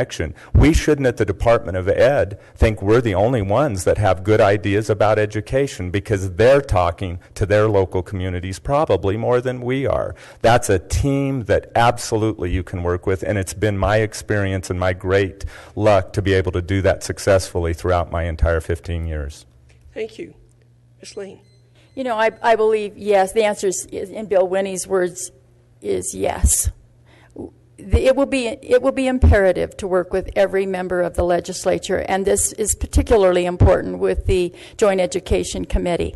And the legislators have talked to me. Some have talked to me on the road, and they express a real concern that we do collaborate, that we do talk about what happens when we, for instance, have add in a computer-based assessment in the law, and then what are the consequences out there in the classrooms? What does it look like in kindergarten when kindergartners now take about 40 days of testing?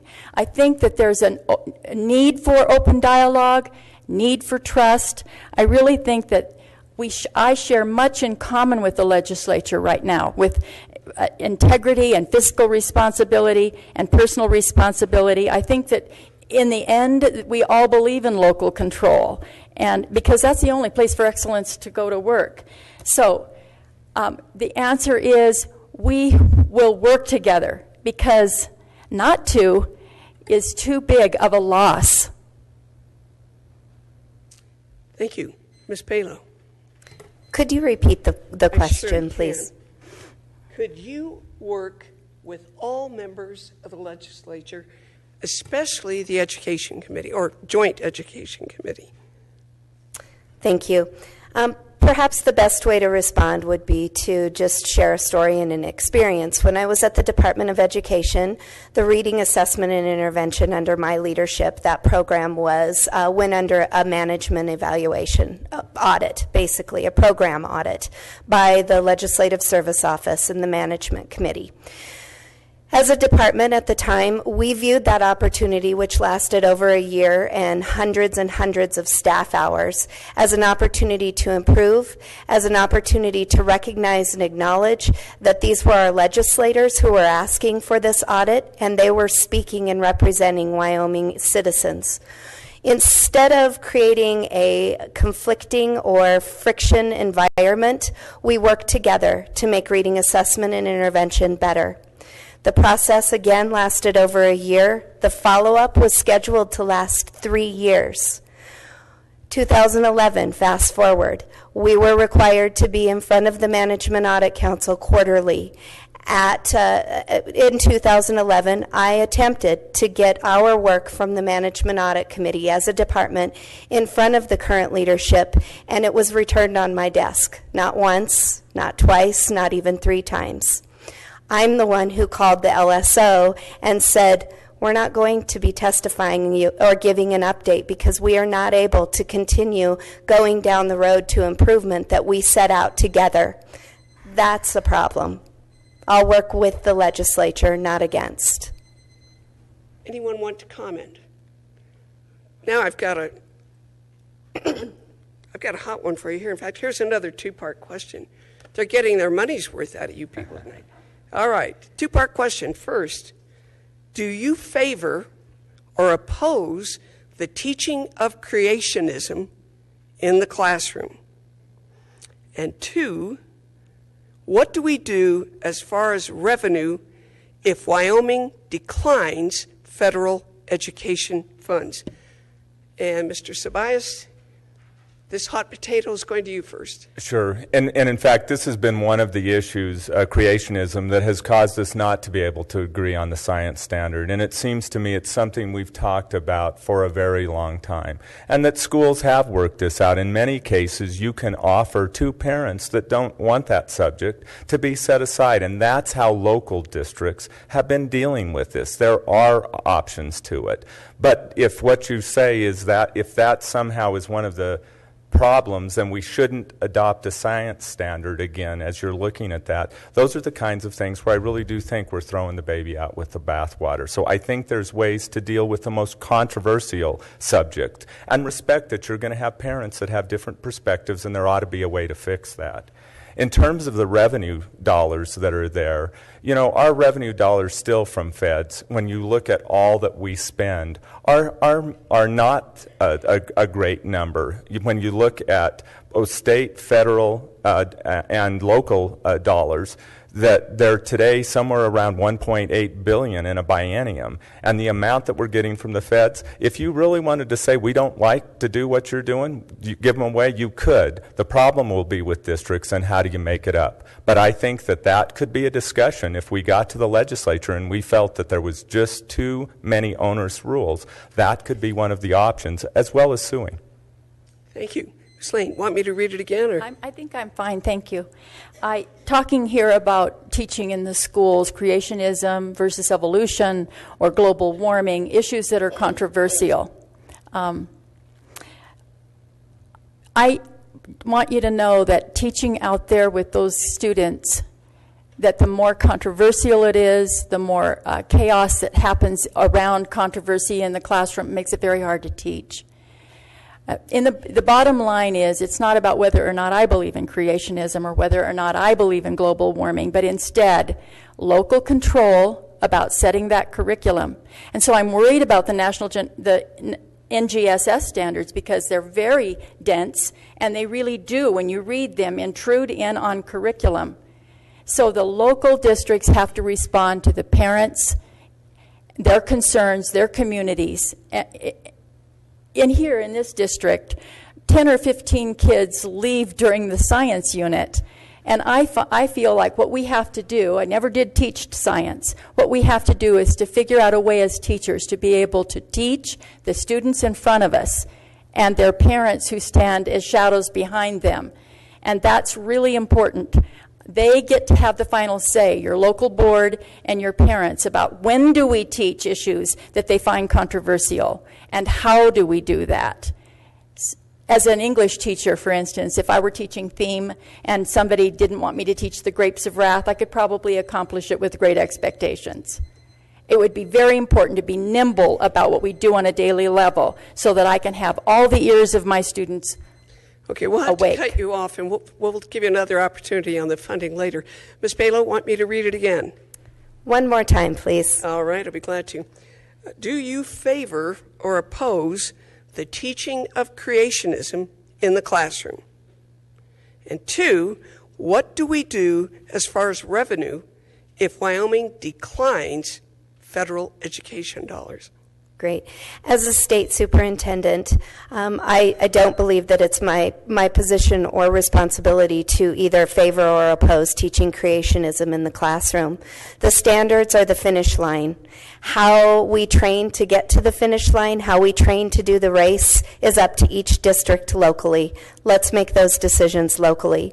As far as federal funds, as a state administrator, both in the Department of Education as well as in the governor's office and now at the Department of Family Services, I've turned away federal funding excuse me, when Wyoming cannot sustain after the life of a grant or a funding opportunity, and or when it doesn't align with our goals.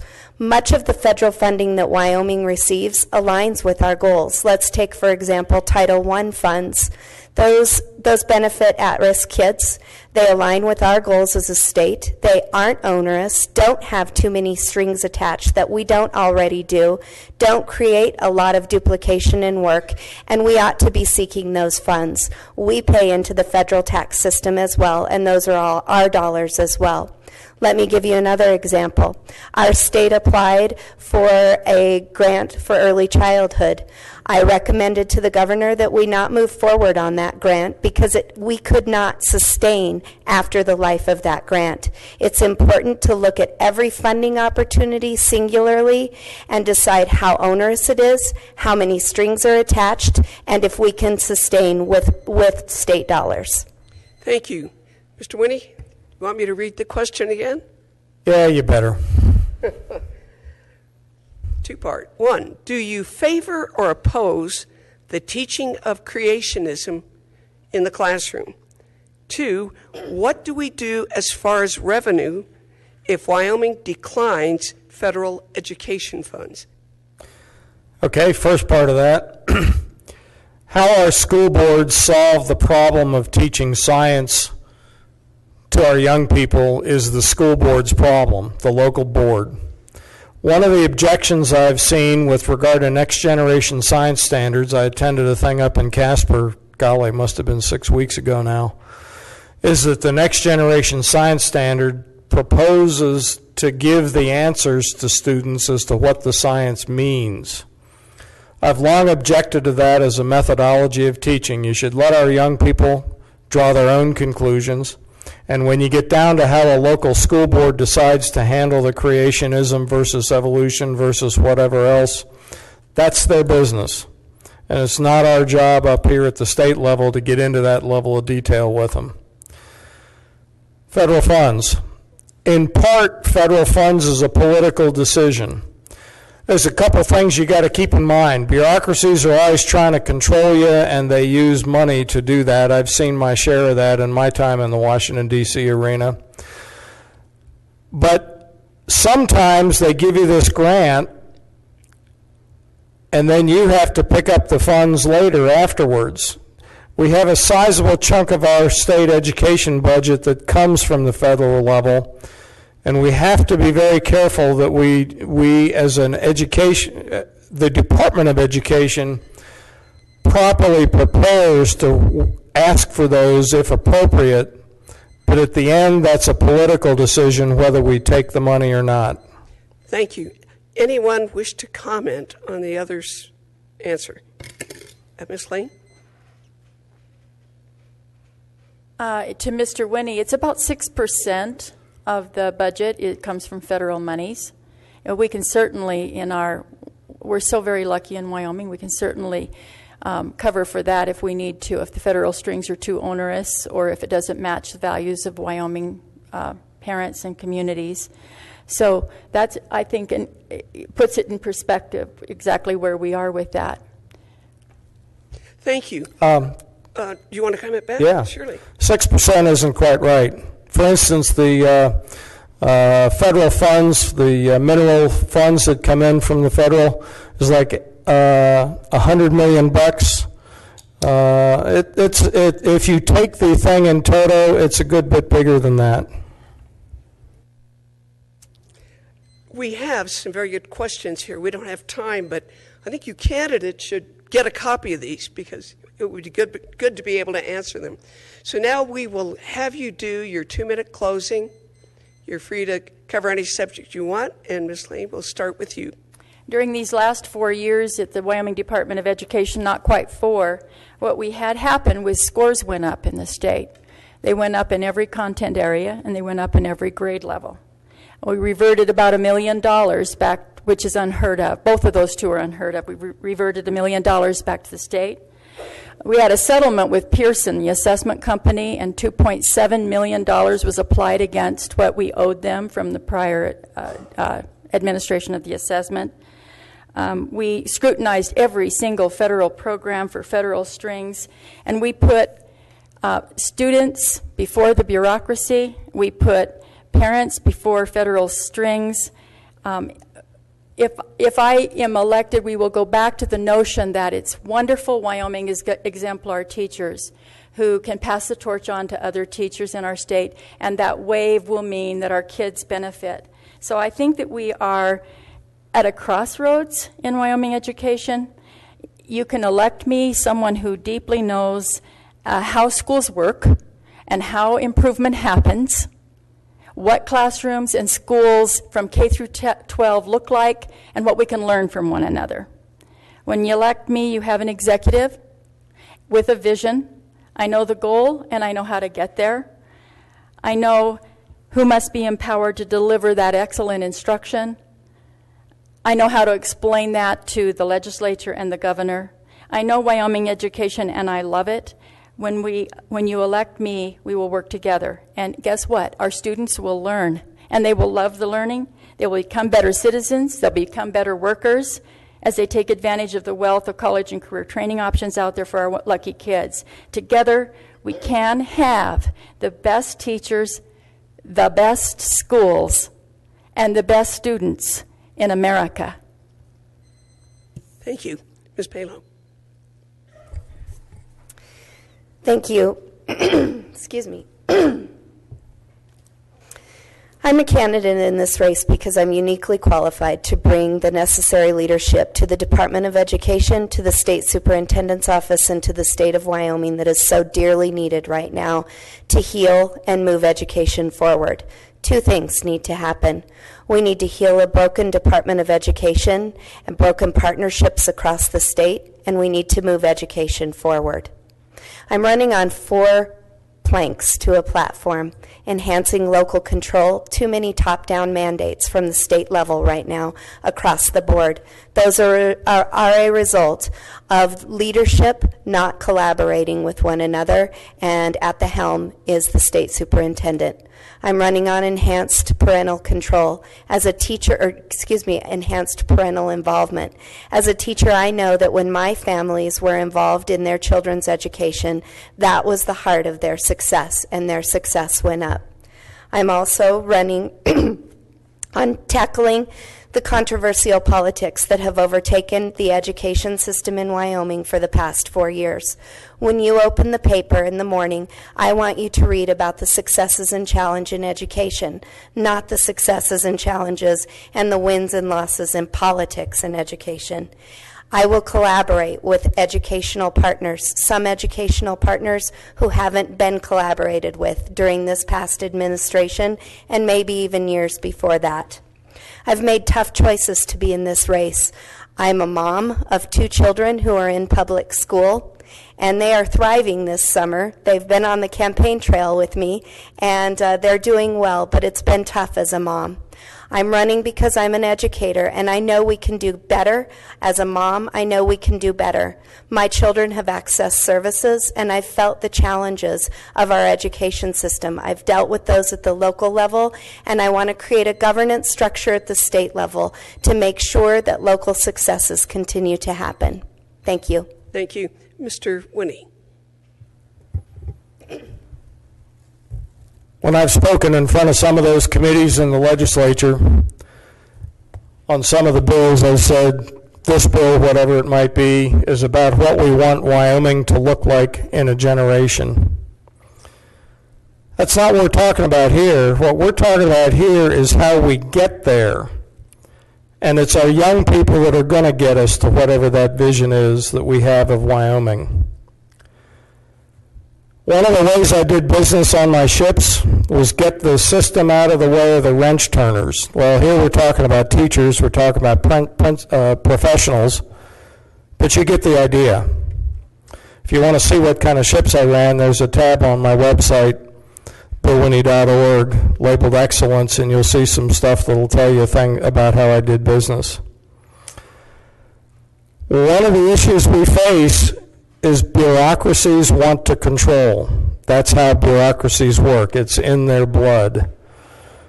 The things I will do, I will work to gain the confidence of the legislature and move them away from being what I've seen in them, a super school board. A small note in there, the testing burden. We've got too much testing. You've heard that before. I said that in a guest column in the Casper paper. Testing, testing, testing. Be careful what you ask for. You might get it. I will build a system that teachers can trust. If you look at the dichotomy between what the superintendents think that I heard and what the teachers think that I heard at the front door, and the fact that the superintendents were not aware of that, there's something that needs to be done there. And then I pulled up the article, the wildfire article I spoke of. The number is 42% in that article of federal funds, direct and indirect. Thank you. Mr. Sabias.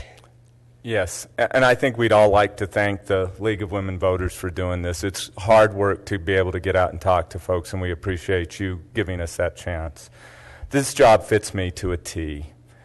As I look at part of it, it really is a management job, and that's leading teams. And I've led teams of subject matter experts, people that you have to depend on because they make decisions for you, and you have to support them. I've worked with the legislature, with the governor, with the Board of Education.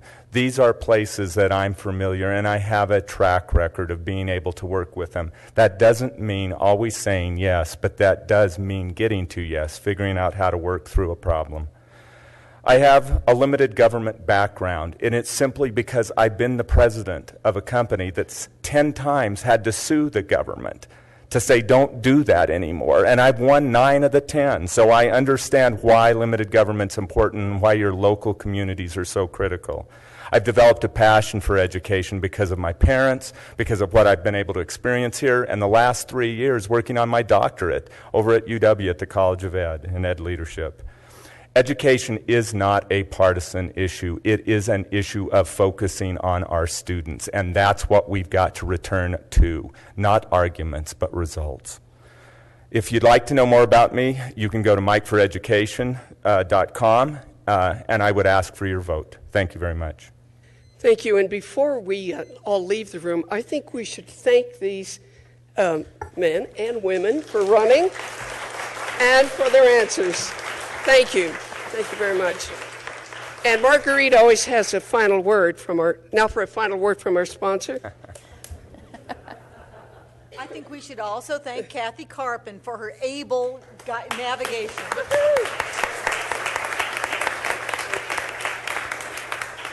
Indeed, thank you for the candidates, the people who are here in the audience and watching online, and who will continue to watch us, we hope, over the next weeks until the election.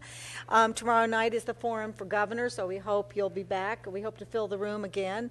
And thank you, everyone.